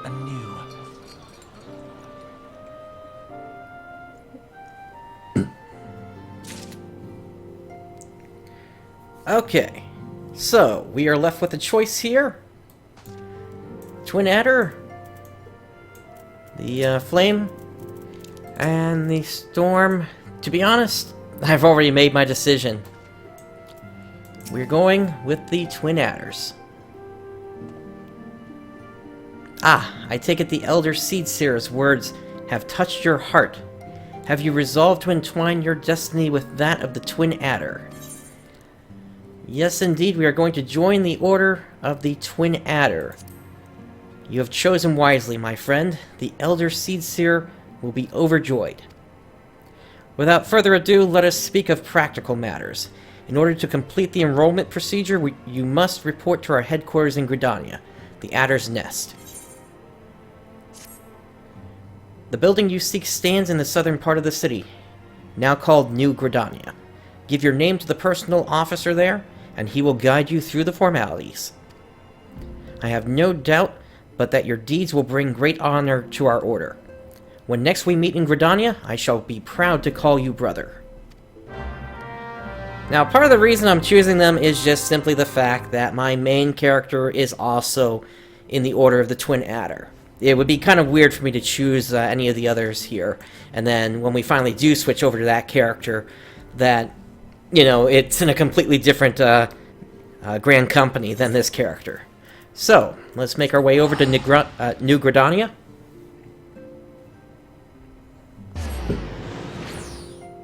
Oh yes, definitely. So, the original Final Fantasy XIV is basically what's referred to in, or at least the ending events of that, are basically what is the Calamity. The story that we have here now is effectively what's taking place 5 years after the events of the original Final Fantasy XIV.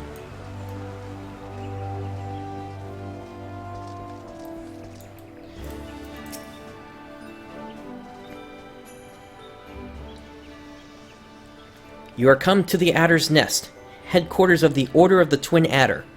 Ever do we welcome they who would toil in the elementals' names for the good of our forest nation. My name is Prince Brightstar. I believe you are expecting me. Ah, the great adventurer himself. Yes, our recruitment officer sent word that you were on your way. It is a pleasure and an honor, both, to welcome you to our ranks, friend. Now let me gather together the relevant documentation. Sir!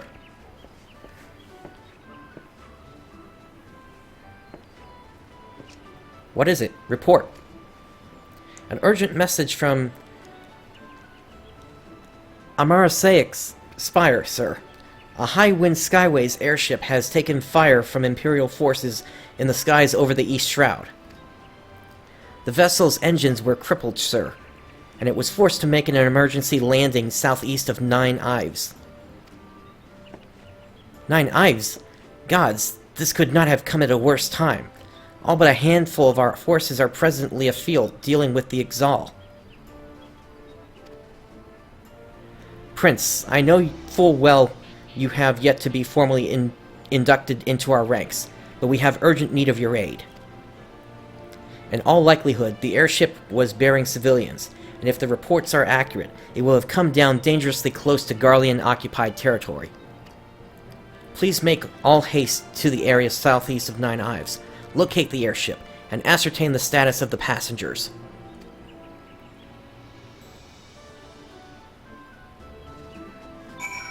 Yes, the original Final Fantasy XIV basically bowed out in kind of one of the most epic ways possible. This is referenced in the opening movie to Final Fantasy XIV, A Realm Reborn. And basically what happened is, as they closed the servers on the original version, the game, if you were in Cartno, I believe you actually had to be in that area. If you were in that area as the servers closed, well, just to back up real quick, actually, effectively there was this. Wow, I would have to tell the whole story in order for all this to make sense.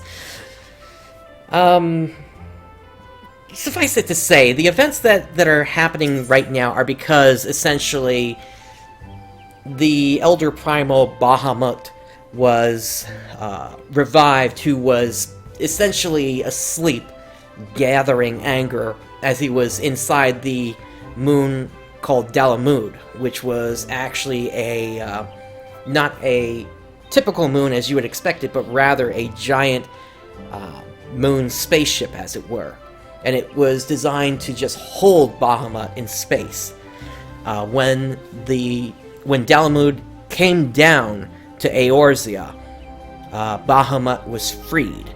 And it was basically the efforts of Louisoix and the Scions of the Seventh Dawn, and the Warriors of Light, who sought to basically keep him sealed up as soon as he was revealed. But all their efforts were for naught. And when that happened, Louisoix made the ultimate sacrifice. He basically threw the Warriors of Light into the Ether Stream so that they would effectively come back 5 years later. And Louisoix was there at the end as Bahamut's Terra Flare hit Eorzea. And as far as everybody is aware, the world was supposed to be destroyed at that moment. But something happened, and it was not. And the true answer to that of what actually happened is covered in a level 50 raid, which I don't think we're going to be able to get to before Stormblood comes out. But basically, everything that I'm referencing here is what plays in the opening movie of Final Fantasy XIV: A Realm Reborn. It's basically where we first hear the song or rather, it's basically the full motion video that plays to the music of Answers. We've just arrived at the Hawthorne Hut here, so I'm going to go ahead and touch the Aetheryte, since we will be back in this area after this mission.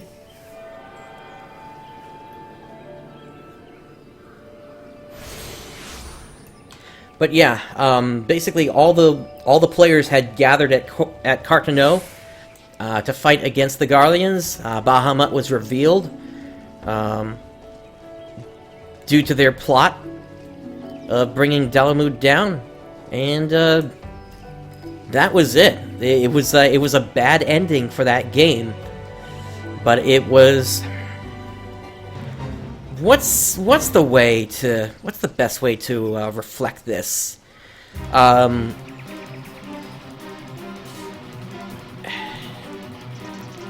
Some people would say that it was effectively Squaresoft ripping off Blizzard when they brought Deathwing to destroy the world of Azeroth in World of Warcraft. But the thing is, Deathwing really never completed his mission of destroying the world. Bahamut was able to accomplish that in about 2 minutes.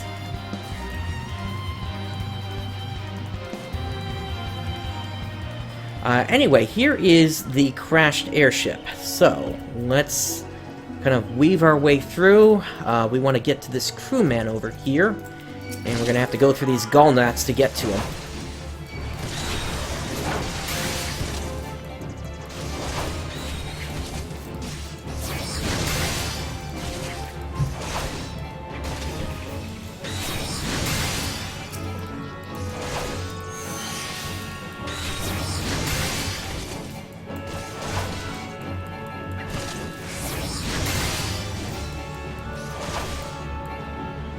If you want to learn more about the events that took place in the original Final Fantasy XIV, I recommend that you look up a YouTuber by the name of Ethis Azure.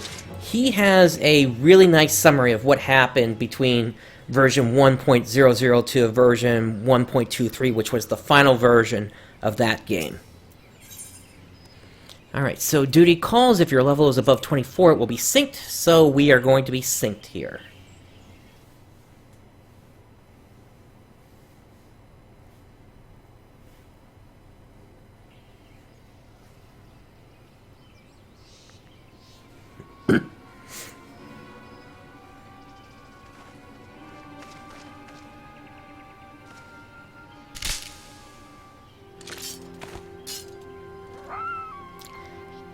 Familiar face.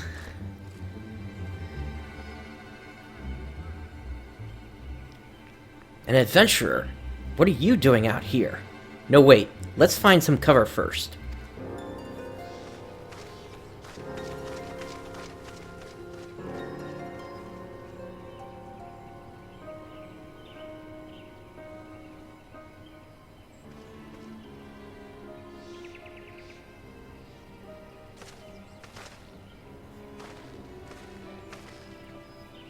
The Adder's Nest sent you? How do I know you're not an Imperial spy? You don't even have a uniform.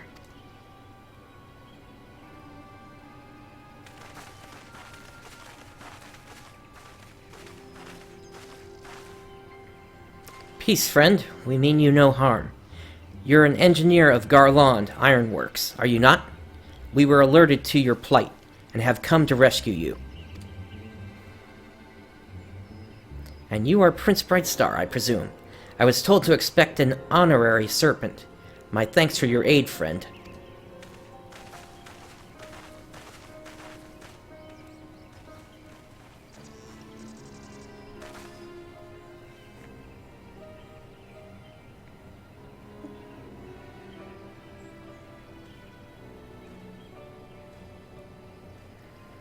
I've never seen a craft of this design. It must be Garland's work. Is there no end to that man's treachery? The secrets of magic tech belong in Imperial hands. They are not to be squandered on Eorzean savages.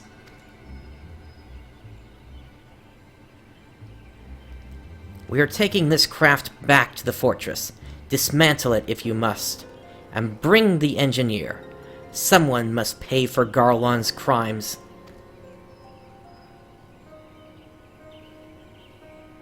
Imperial scouts from Castrum Oriens. They mean to requisition the ship. Wedge, you have to help him. The fool of a Lalafell was hiding inside the tiny Bronco. Well, isn't that a name familiar to Final Fantasy fans? Wedge, then that must make you... Biggs? The tiny Bronco. But isn't that the Ironworks' latest creation? It's the first airship we've built since the Calamity. The first since Master Garlon...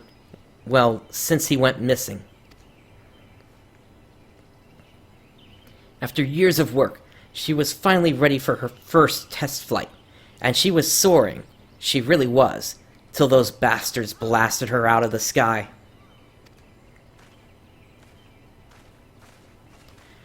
Attend me all. The Ironworks' latest creation must not fall into Garlean hands. We shall strike them, swift and sure, and rescue Engineer Wedge. You couldn't even fight in the last, well, let me put it this way. The last fight wasn't even a player-driven fight. It was a cutscene. All the player characters were there, effectively, but whatever you did had no effect on what happened in the end. Prince, I trust we can rely on your support? May the Matron watch over us. With me.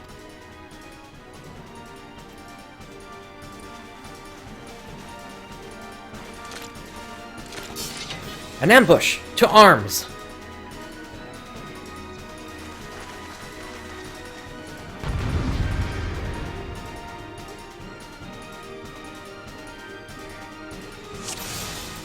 Okay.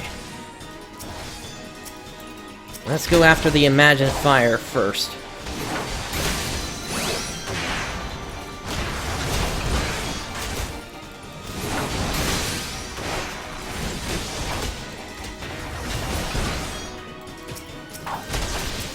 And now for the Bestarius.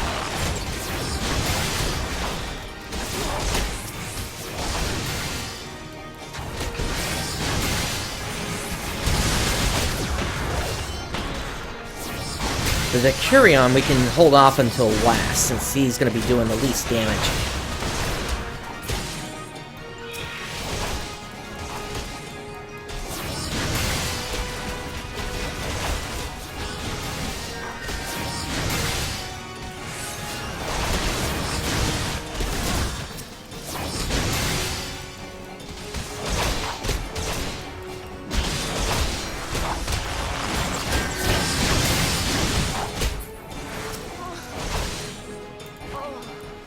Savages, you cannot stand against the might of the Empire. This has gone on long enough.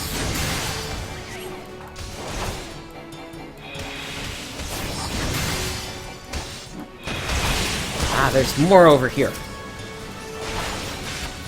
Let's get on this Vanguard.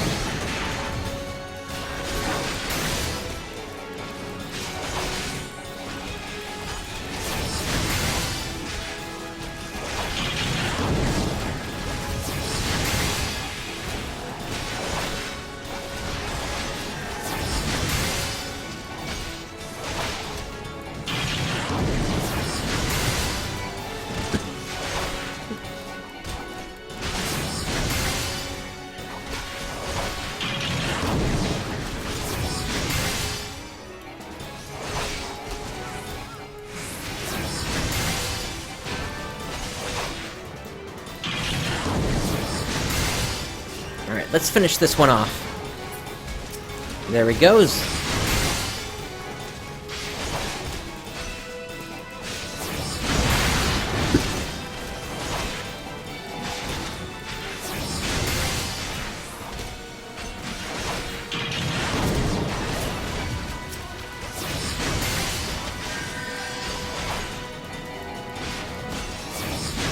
It's a good thing we got that Conjurer here.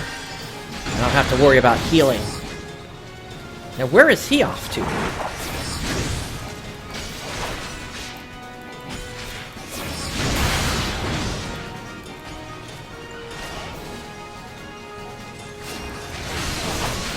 Stand still.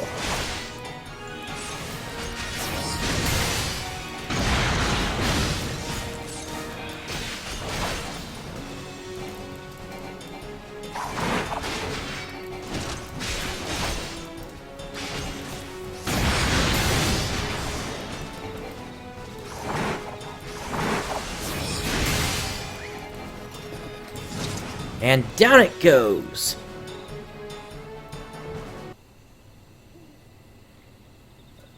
Pigs!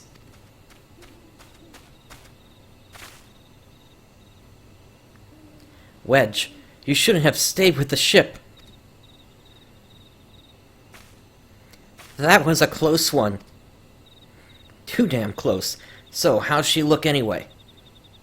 The auxiliary propeller is a dead loss, but I think we can wring enough thrust from the main propeller to get us airborne. A few minor modifications and we should be able to fly the tiny Bronco home. While you do your work, we shall keep watch over the perimeter. The enemy may yet be lurking nearby. As for you, Prince, you have more than done your part today. I bid you return to the Adder's Nest and complete your enlistment. I pray there will be no further interruptions. When next we meet, let it be as fellow serpents of the Order. I, just wanted to say sorry. You know, for calling you an Imperial spy and all that. Got that one wrong, didn't I? Seriously, though, if it hadn't been for you and the Twin Adder's lads there, we'd be chained up in a dungeon by now. I'm in your debt, friend. We both are. Wedge. Thank you. We're very grateful.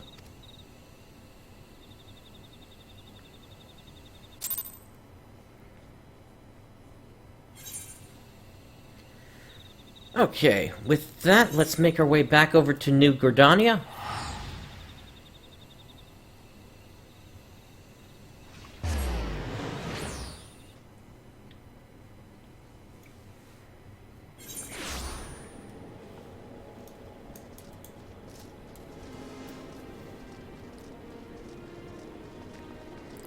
And back over to the Adder's Nest.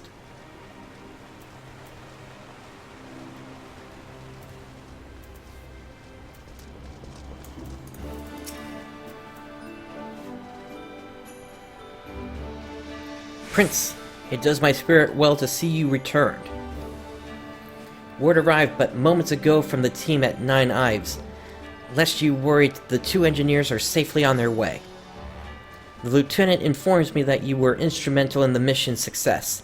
Had you not found Engineer Biggs when you did, and helped us to rout the Garleans, things might have been very different. And all this before you were even inducted into the Order. You are well on your way to carving out a fine career for yourself beneath the Twin Adder's standard.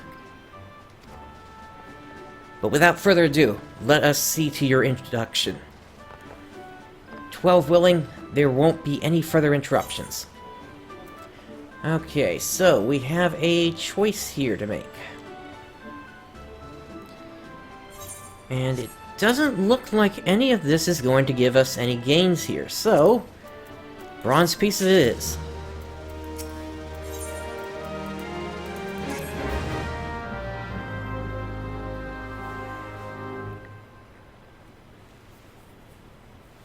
Protocol requires that I appraise you of who we are and what we do, after which I will invite you to swear an oath of your own free will. Ahem.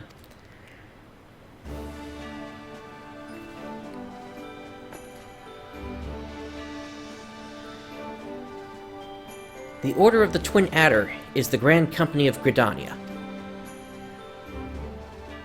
It brings together the martial, economic, and technological resources of our nation, that we might stand strong in times of dire adversity, when our very survival hangs in the balance. Our order was formed in the days before the Calamity, in readiness to fight the Garlean Empire, and to combat the beast tribes and their primals. Needless to say, our struggle continues to this day. Elder Seedseer Kane-sana is the supreme commander of our forces. Under her wise leadership, we protect the people of Gridania and the sanctity of the Twelveswood. As the entwined serpents that grace our standard, let Forestborn strive as one, with friends from afar to ensure that peace shall ever reign in Gridania. In doing so, we honor the will of the elementals, and theirs is the will of the wood. Now then, Prince Brightstar, I ask that you give unto us your oath of allegiance, in whatever fashion you see fit.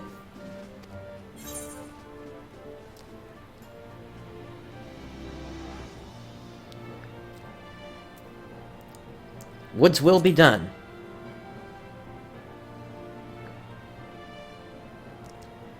So you know the words of our grand company.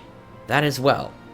Bound by this common belief, let us strive to preserve all that is good in this great nation.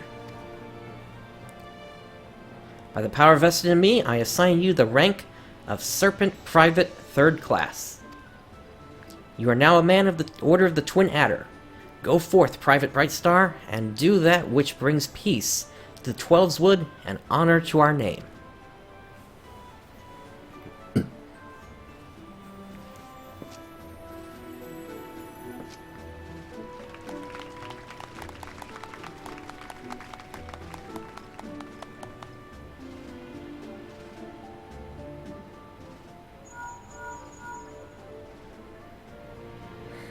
Can you hear me, Prince? This is Minfilia.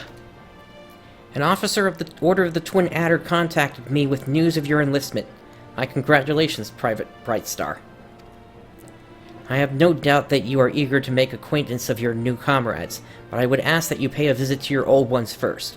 Remember, though you are now a Serpent of Gridania, you are no less a Scion. Pray return to the Waking Sands at your earliest convenience. There are some friends here whom I would very much like you to meet. We shall be waiting.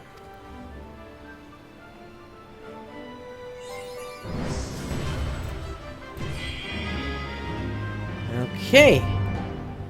So, a bunch of stuff just unlocked here.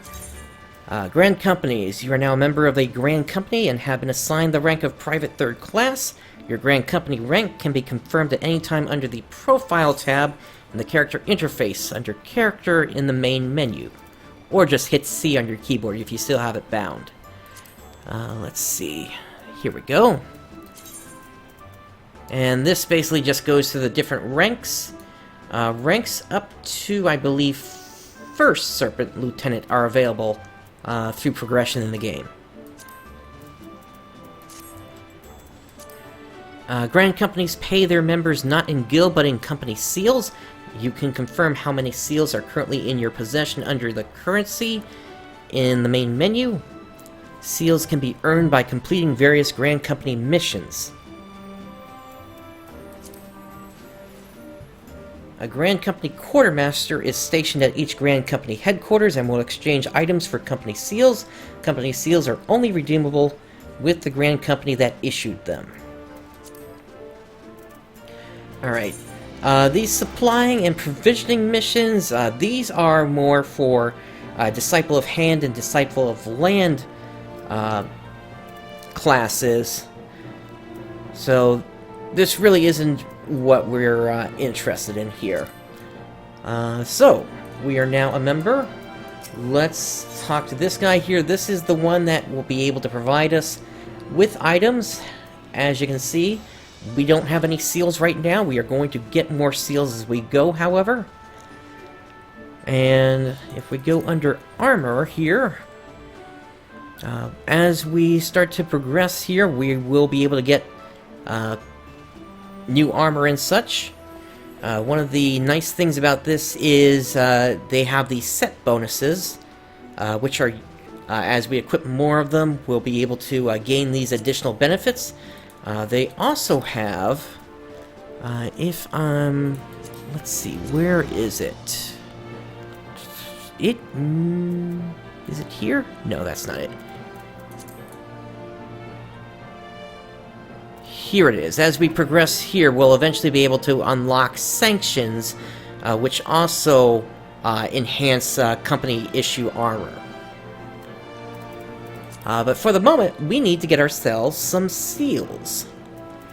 And if we go into the interface here for dungeons, we can see now that not only do we get experience and gil, we also get seals for joining into different dungeons, specifically in the roulettes here. So what I want to do is I want to queue up first for a guild test. Let's go ahead and do that now. And this is going to take a moment here. Let's just give it a moment to get this started here.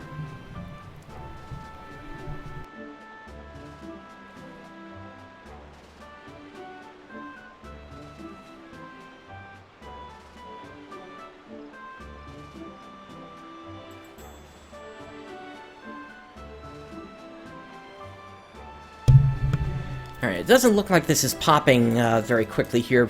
While we're waiting, let's also talk to this guy here. So this guy has a quest called My Little Chocobo, Twin Adder. There's one for each of the Grand Companies, so let's go ahead and start this. Private Brightstar. I understand you have been working tirelessly in Gridania's name. You are truly an example of your fellow serpents. But tell me, have you ever felt as though you couldn't get to your destination quickly enough? That perhaps you could do with a swifter pair of legs. If so, you might consider getting a personal chocobo. You have yet to be issued your own bird, am I correct? Given your considerable talents, you should be able to obtain one in no time at all. Let me tell you about how to go about it. First, you must obtain a Serpent Chocobo issuance by exchanging company seals with the quartermaster. Once you have this deed, present it to our man Singer, and he will furnish you with a suitable bird.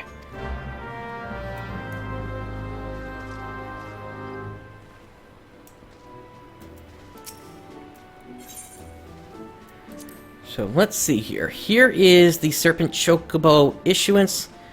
We need 200 seals in order for us to get that.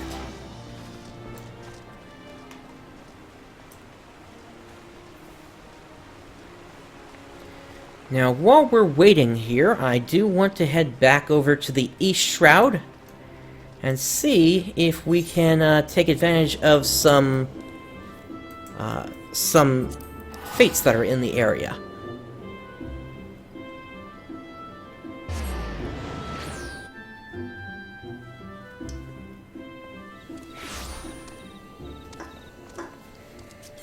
Let's see, so there is one to the southeast. Let's run over there real quick, since it looks like there is steady progress being made on that. And then after that, we'll check out that one over there. These two we won't be able to take on. These are very high level.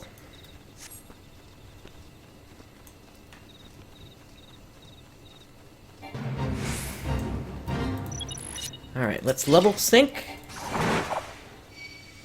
And let's take on these overgrown ivy.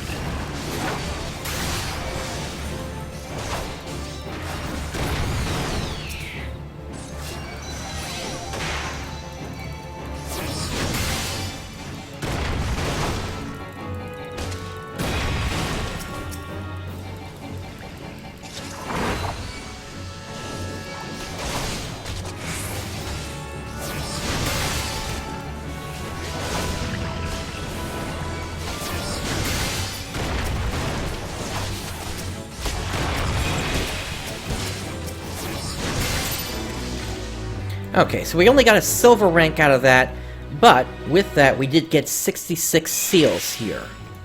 And this is why you basically want to do a lot of fates, so you can continue to get your seals as you progress throughout the story. And with that you'll be able to outfit yourself better with different gear.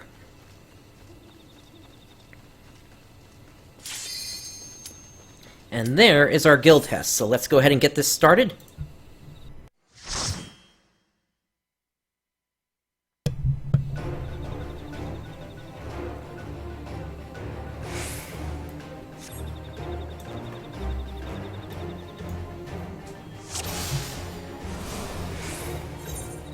Okay, so for this one, we want to try to pull these guys out of these poison traps.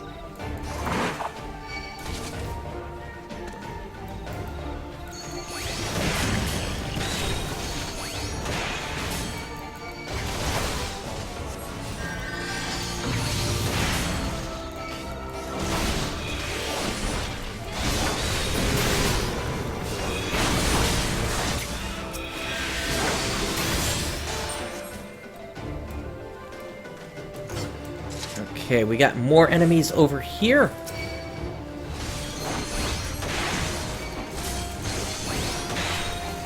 Alright, and let's get out of this poison.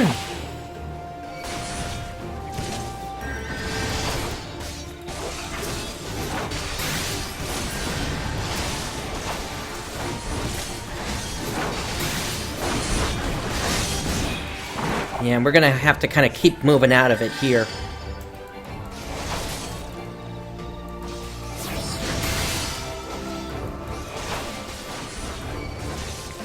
Funny thing, we're actually very close to where we were just a moment ago here.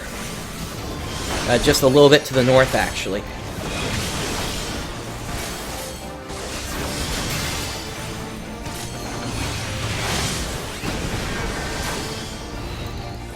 Okay, we got a bunch of ads coming in, so I'm going to go ahead and pop a cooldown.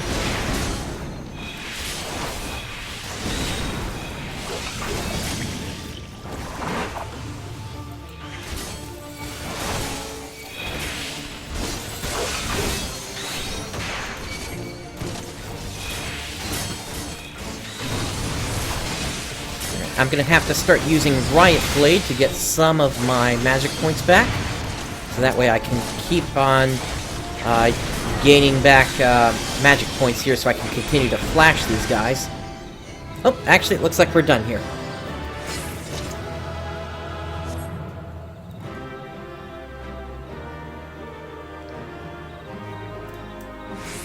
Alright, let's get the commendation here, I'd say, to Soren here. And let's get our reward. A bonus has been added to your reward for completing the Hest as a gladiator for the first time. An additional bonus has been added for your party completing the operation without suffering a single knockout. Okay. And with that, we have reached level 26, and we have gained Rage of Halone. Now, Rage of Halone is an ability that I'm going to move into place. Well, once we get out of here, I guess. So, fight or flight moves over to here, and Rage of Halone moves to here. So up until now, we have had Fast Blade, Savage Blade. There's now a third part to our combo, Rage of Halone, which also increases enmity, and it also reduces the target's strength by 5%. So that's going to reduce the amount of incoming damage from physical attacks as well. So let's go ahead and lock this. And let's take a look at our currency. And we have 264 seals here. Let's go ahead and head back over to New Gridania. And at the same time, we'll also queue up for a leveling roulette, so we can get that as well. Actually, how about that? The leveling roulette just popped for us here, so they are in need of tanks right now.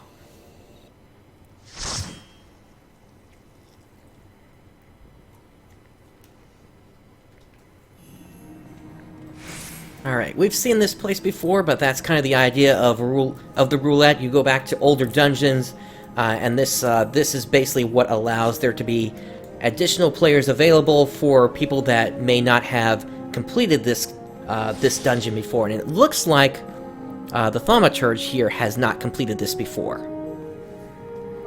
So let's give everybody a wave.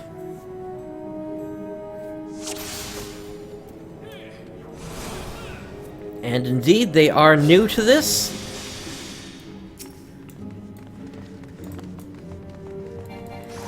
So, here we go.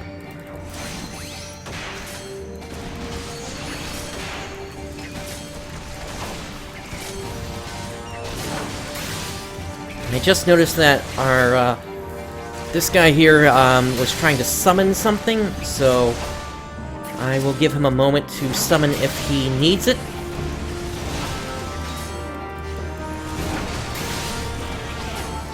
Actually, it looks like he's got Eos out. So he may be okay.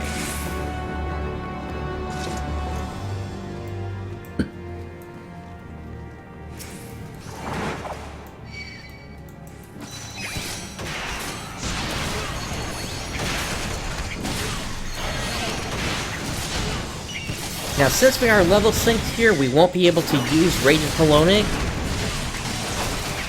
We don't get access to that until level 26.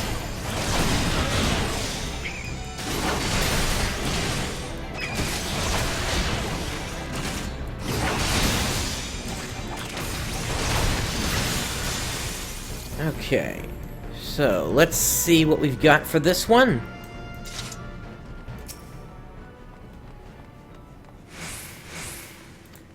Alright.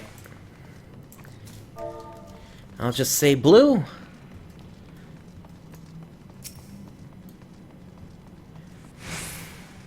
Alright, and let's get back to it.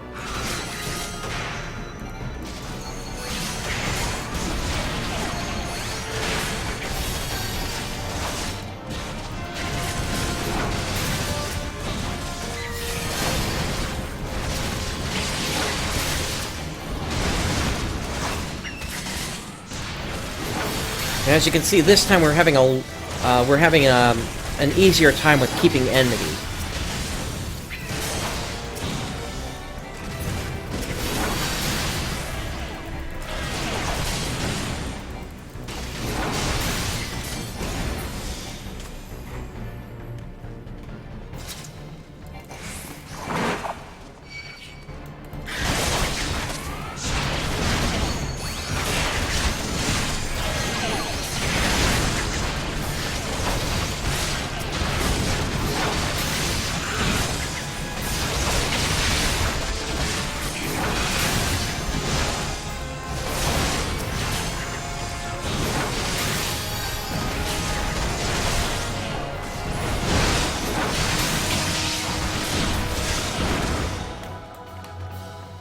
Now, the nice thing about these dungeons is, even if you're going back like this, because of the roulette, you're still able to level up through them. The experience rate is effectively the same, regardless of which one you're going into.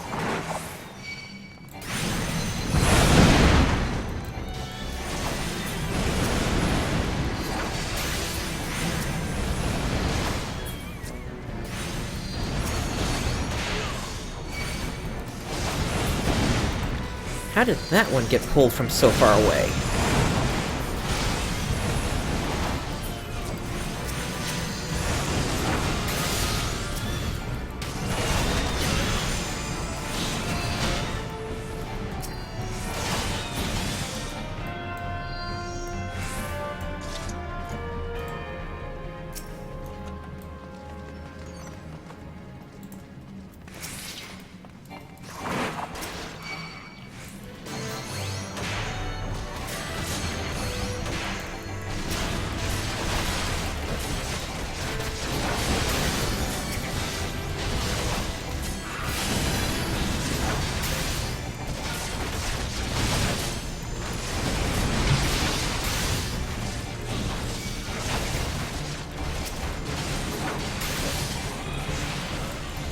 I am in here as a gladiator.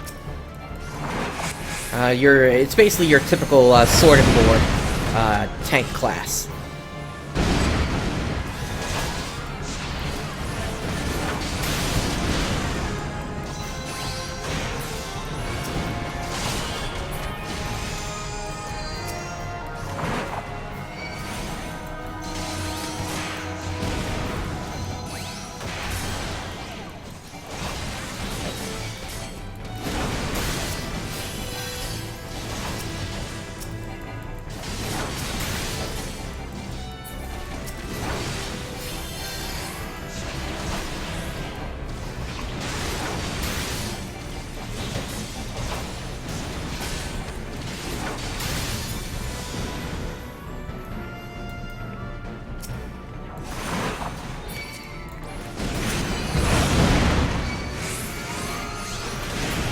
let's see, in terms of all the classes that there are, let me pull this up real quick. As you can see, there's actually quite a bit of them. Let me make sure I have control of this group here, and then we'll go through the list.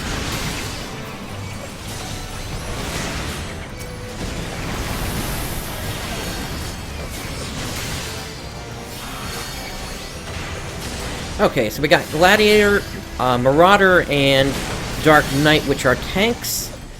Then we've got Pugilist, Lancer, Archer, and Rogue, which are for your melee DPS. Conjurer, Arcanist, and Astrologian are your healers. And then Arcanist and Thaumaturge, and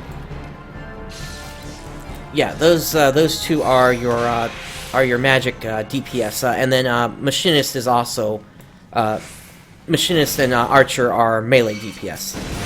I mean range DPS.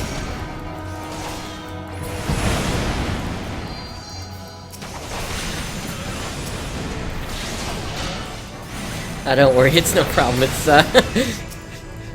I'm kind of a bit of a multitasker, so I'm pretty able to do this kind of stuff.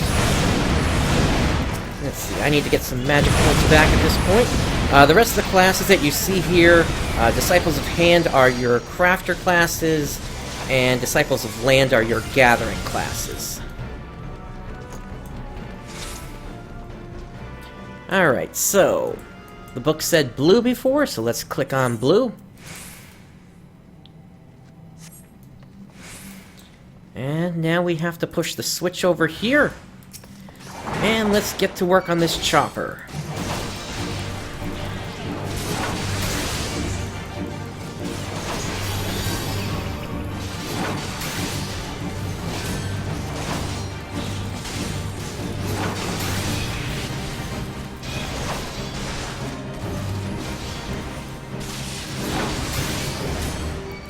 Let's go for a fracture at this point. Get some extra damage out of it.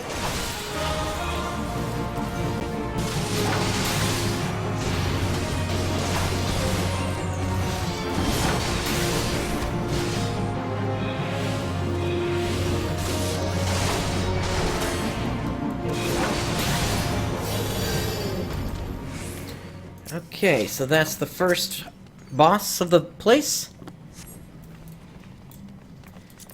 None of this gear is really going to do much for us at this point here.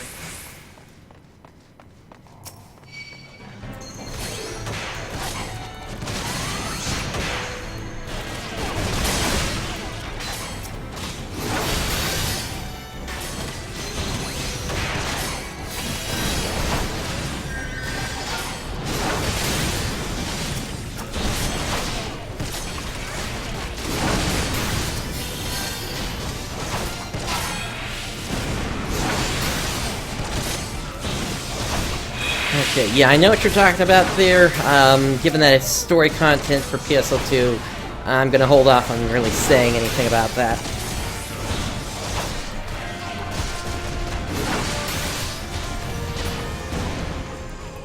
But that comparison could be made more in the second part of the fight.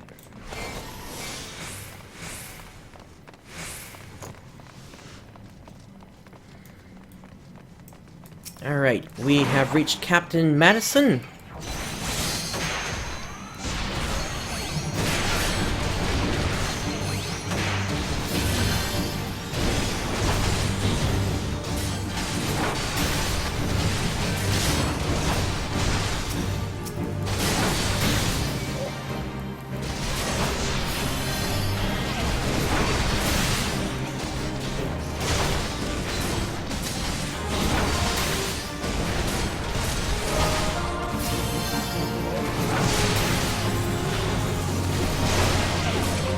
Alright, in just a few moments, this guy is gonna run away.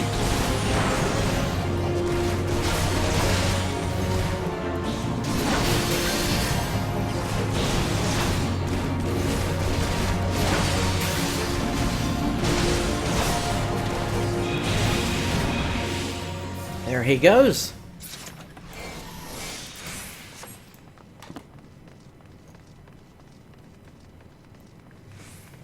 And actually, now that I think about it, I really shouldn't be passing on these at this point. Just because we... Actually, I need to double check when we get back to town on this. But there is something called expert delivery that allows you to hand in your old gear for seals as well. I'm just trying to remember if that's actually something that's active at this point, or if that doesn't become active until we hit level 50.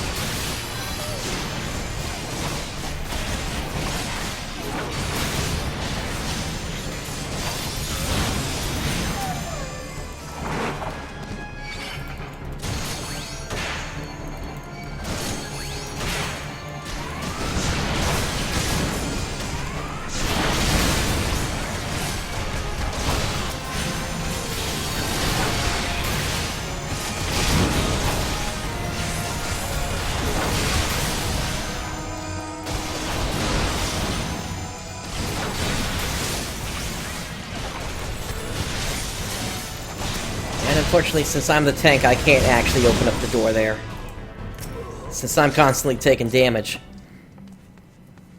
And that interrupts me from actually being able to complete that action. So really being able to speed things up in this area is kind of up to the other players.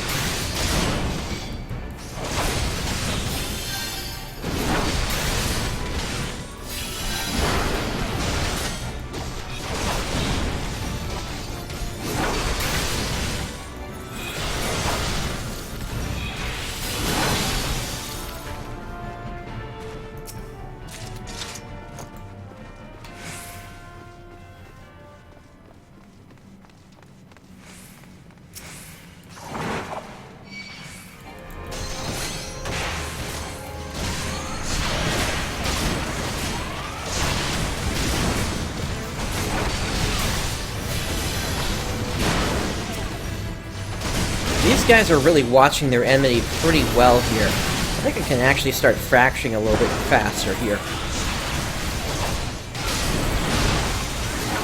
And this is in stark contrast to what was happening in the earlier dungeon tonight, where they were just all attacking different enemies.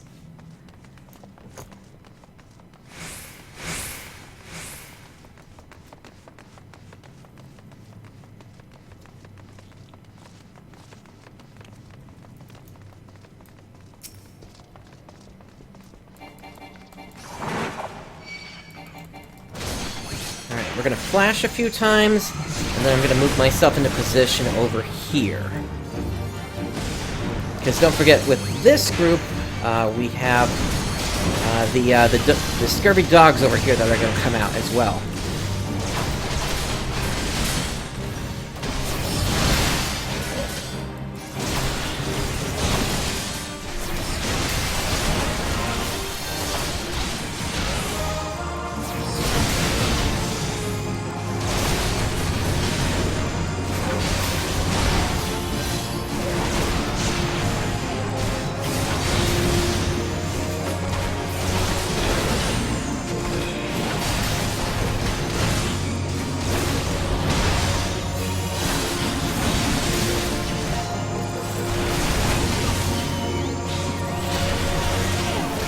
And here they come! Flash!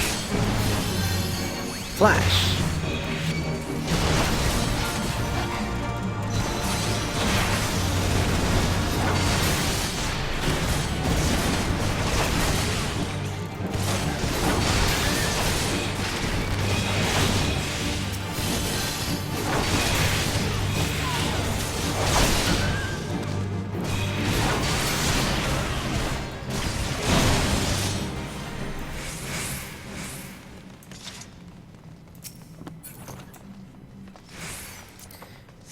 Alright, let's go ahead and greet on that. We'll see if we're able to use that.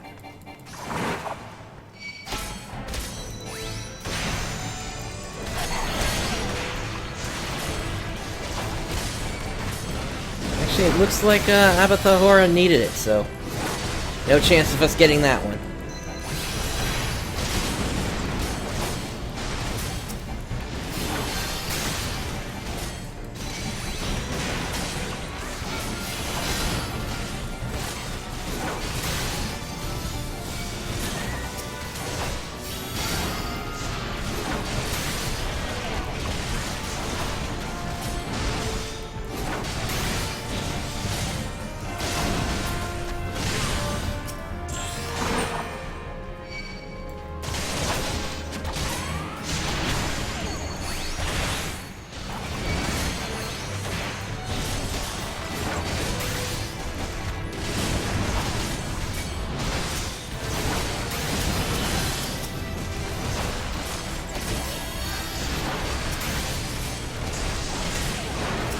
Okay, a dot for you.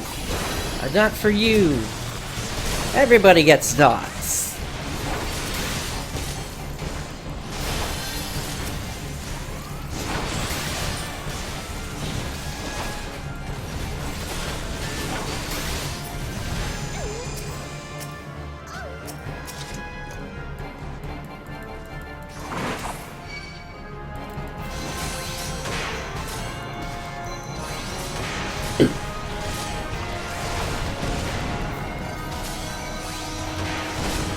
Okay, and I am out of magic points, so let's go ahead and start using Riot Blade to get some of that back.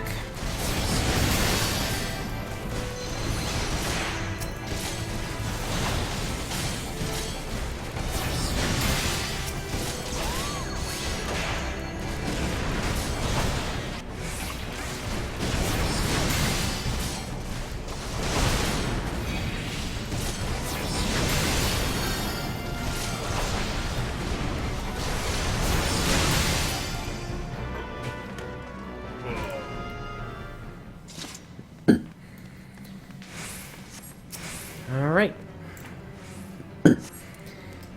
And here we've got Den, one of the Sahagin again. And we're gonna wait until the Thaumaturge is through with their cutscene there.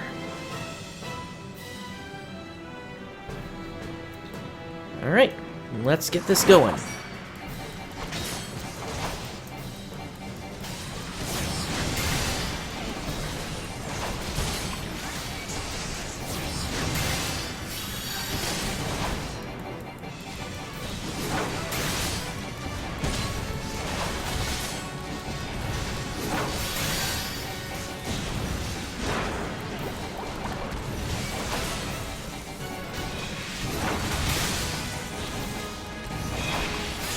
That Pugilist is actually keeping up with me pretty well on Enmity, so I want to get through my combo for Enmity a few more times here, and then I'll use another Fracture.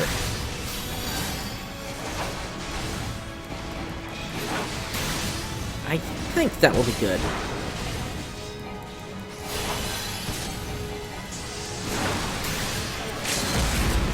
Okay, here comes the Limit Break. And he's down. And as we can see here, we just got under 1,100 Serpent Seals from that.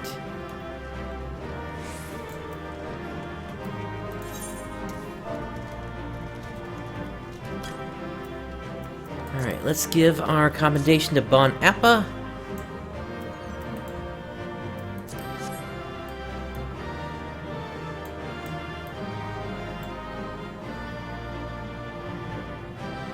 And let's get out of here. Alright, 2 commendations. Alright, so with that, let's head back over to New Gridania.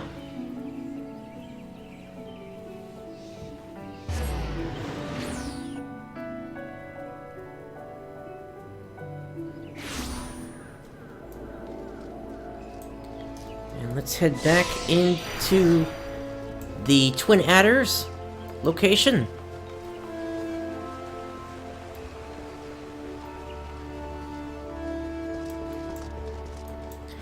And let's speak to the quartermaster.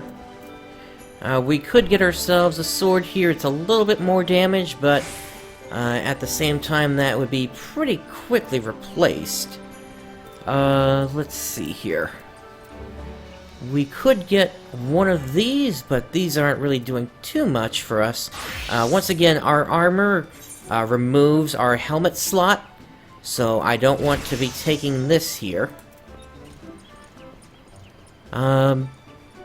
If we had enough...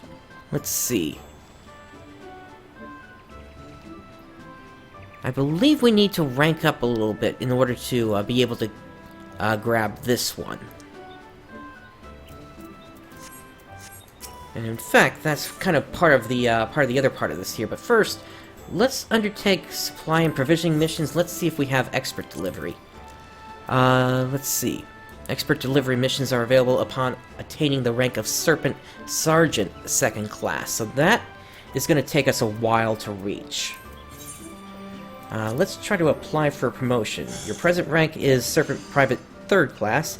In order to be promoted to the Serpent Private 2nd class, you must fulfill the following requirements.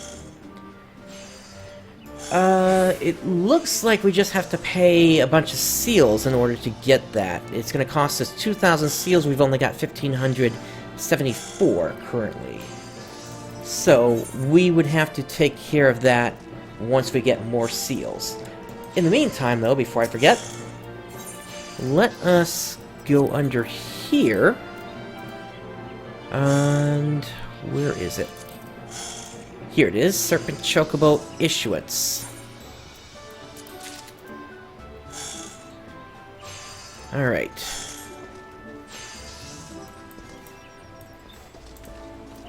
And we need to go to...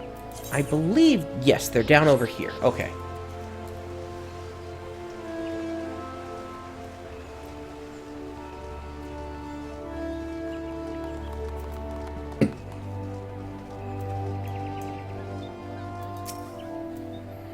Want a bird issued, you say?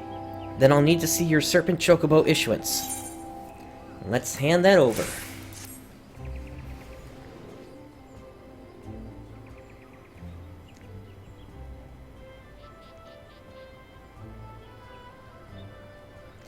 Yes, everything appears to be in order. A moment, please. I'll be right back with your Chocobo.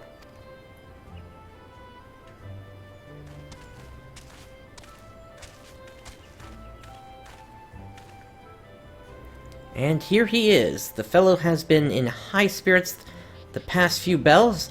He must have sensed that his master was coming. Now then, to make it official, you'll want to give your noble steed a name.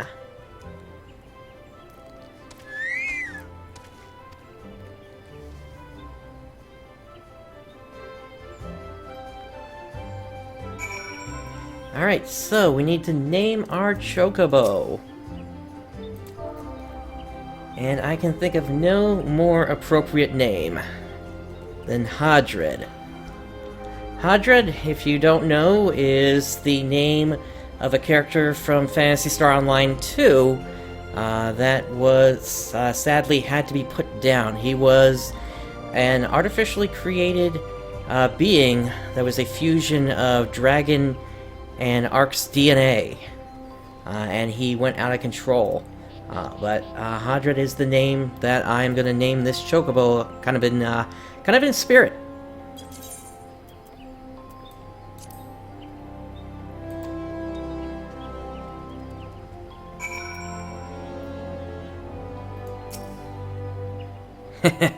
I dare say he likes his name. Here's your very own Chocobo whistle. Simply blow into it, and your feathered friend will come bounding to your side. But do forgive him if he doesn't respond when summoned in crowded city areas or monster-infested lairs. Chocobos are stout-hearted creatures, but they have their limits. And lastly, I present you with your Chocobo rider's license, as is required by law. And that concludes all the formalities. I wish you and your Chocobo long years of fulfilling companionship. Okay, So, once again, going back to kind of what I'm trying to do here, Hadred was the name of the chocobo I had chosen for my main character, and eventually we're going to switch over to that character once we catch up to it in the story, which is still not going to happen for some time, and really that's probably going to happen around the time when Stormblood actually comes out. But basically I started that character a couple of years ago, no, actually last year. And that was around the time when I had just finished, up episode 1,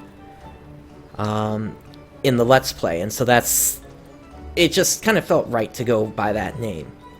Anyway, you can use a chocobo whistle to acquire the action to summon your personal chocobo. Unlike rental chocobos, there is no time limit regulating how long you may remain on Chocoback. Remember, however, there are areas such as highly populated cities and narrow dungeons that your chocobo will refuse to enter. And we can set that onto the hotbar. If you're attacked while on Chocoback, your steed may buck you and run off to safety. And chocobo armor or barding can be equipped via the companion interface. Alright. Let's see. So, let's go ahead and use the whistle.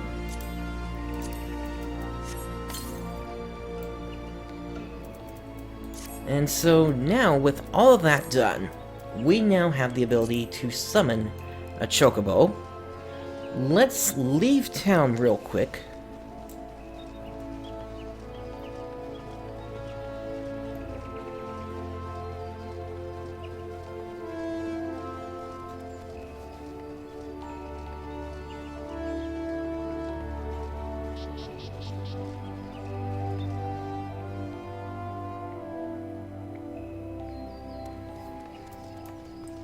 Okay, and now let's just take a look at what we've got here for a chocobo here. Let me get a good angle. Here we go. So we now have the mount guide. So we have our company chocobo.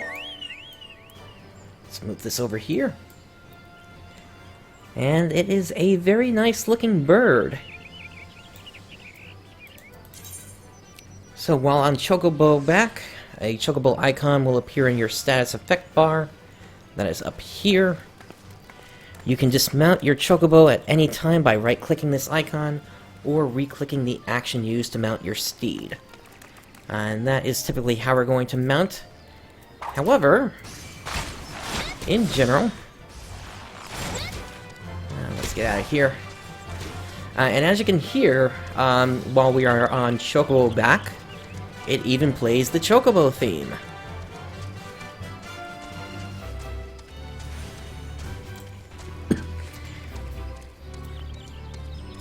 And it's also makes it so that we don't have to keep using our sprint button. Now, we do have two other mounts here. Let's grab this guy.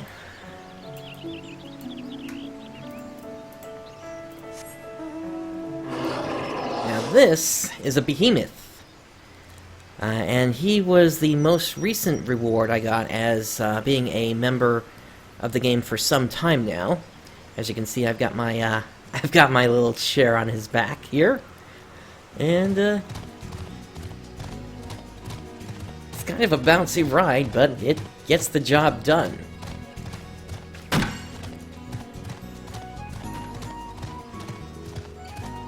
And this guy has different music than what you get from the chocobo. But I believe, in general, we're actually going to be, for the most part, mounted on this guy. And let me go ahead and drag him down to here. This is Ahriman. Ahriman is a very famous character within the Final Fantasy series. I think he's been around since the Famicom era. So, yeah, he's basically a floating eyeball. And, what can I say? He's, once we get to certain portions of the story, this guy will even be able to fly. So that's why we are going to stick with him. So, with that done, let us go ahead and use our return button. And we're going to head back to Ul'dah.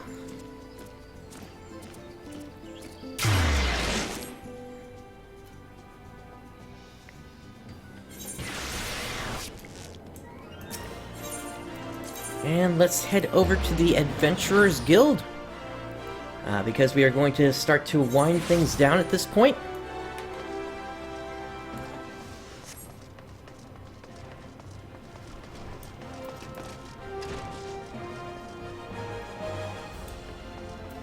So let's speak to the innkeeper here. And let's retire to an inn room.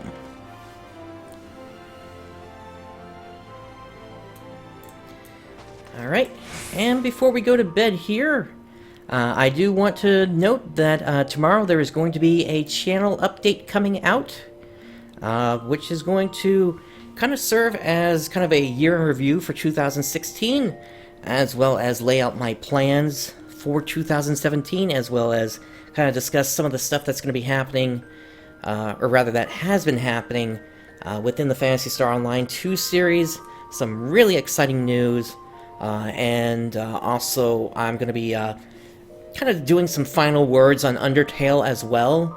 I'm not saying we won't ever go back to that, but it's some people have asked me to do something in the past, and I need to kind of address it before it gets too big here.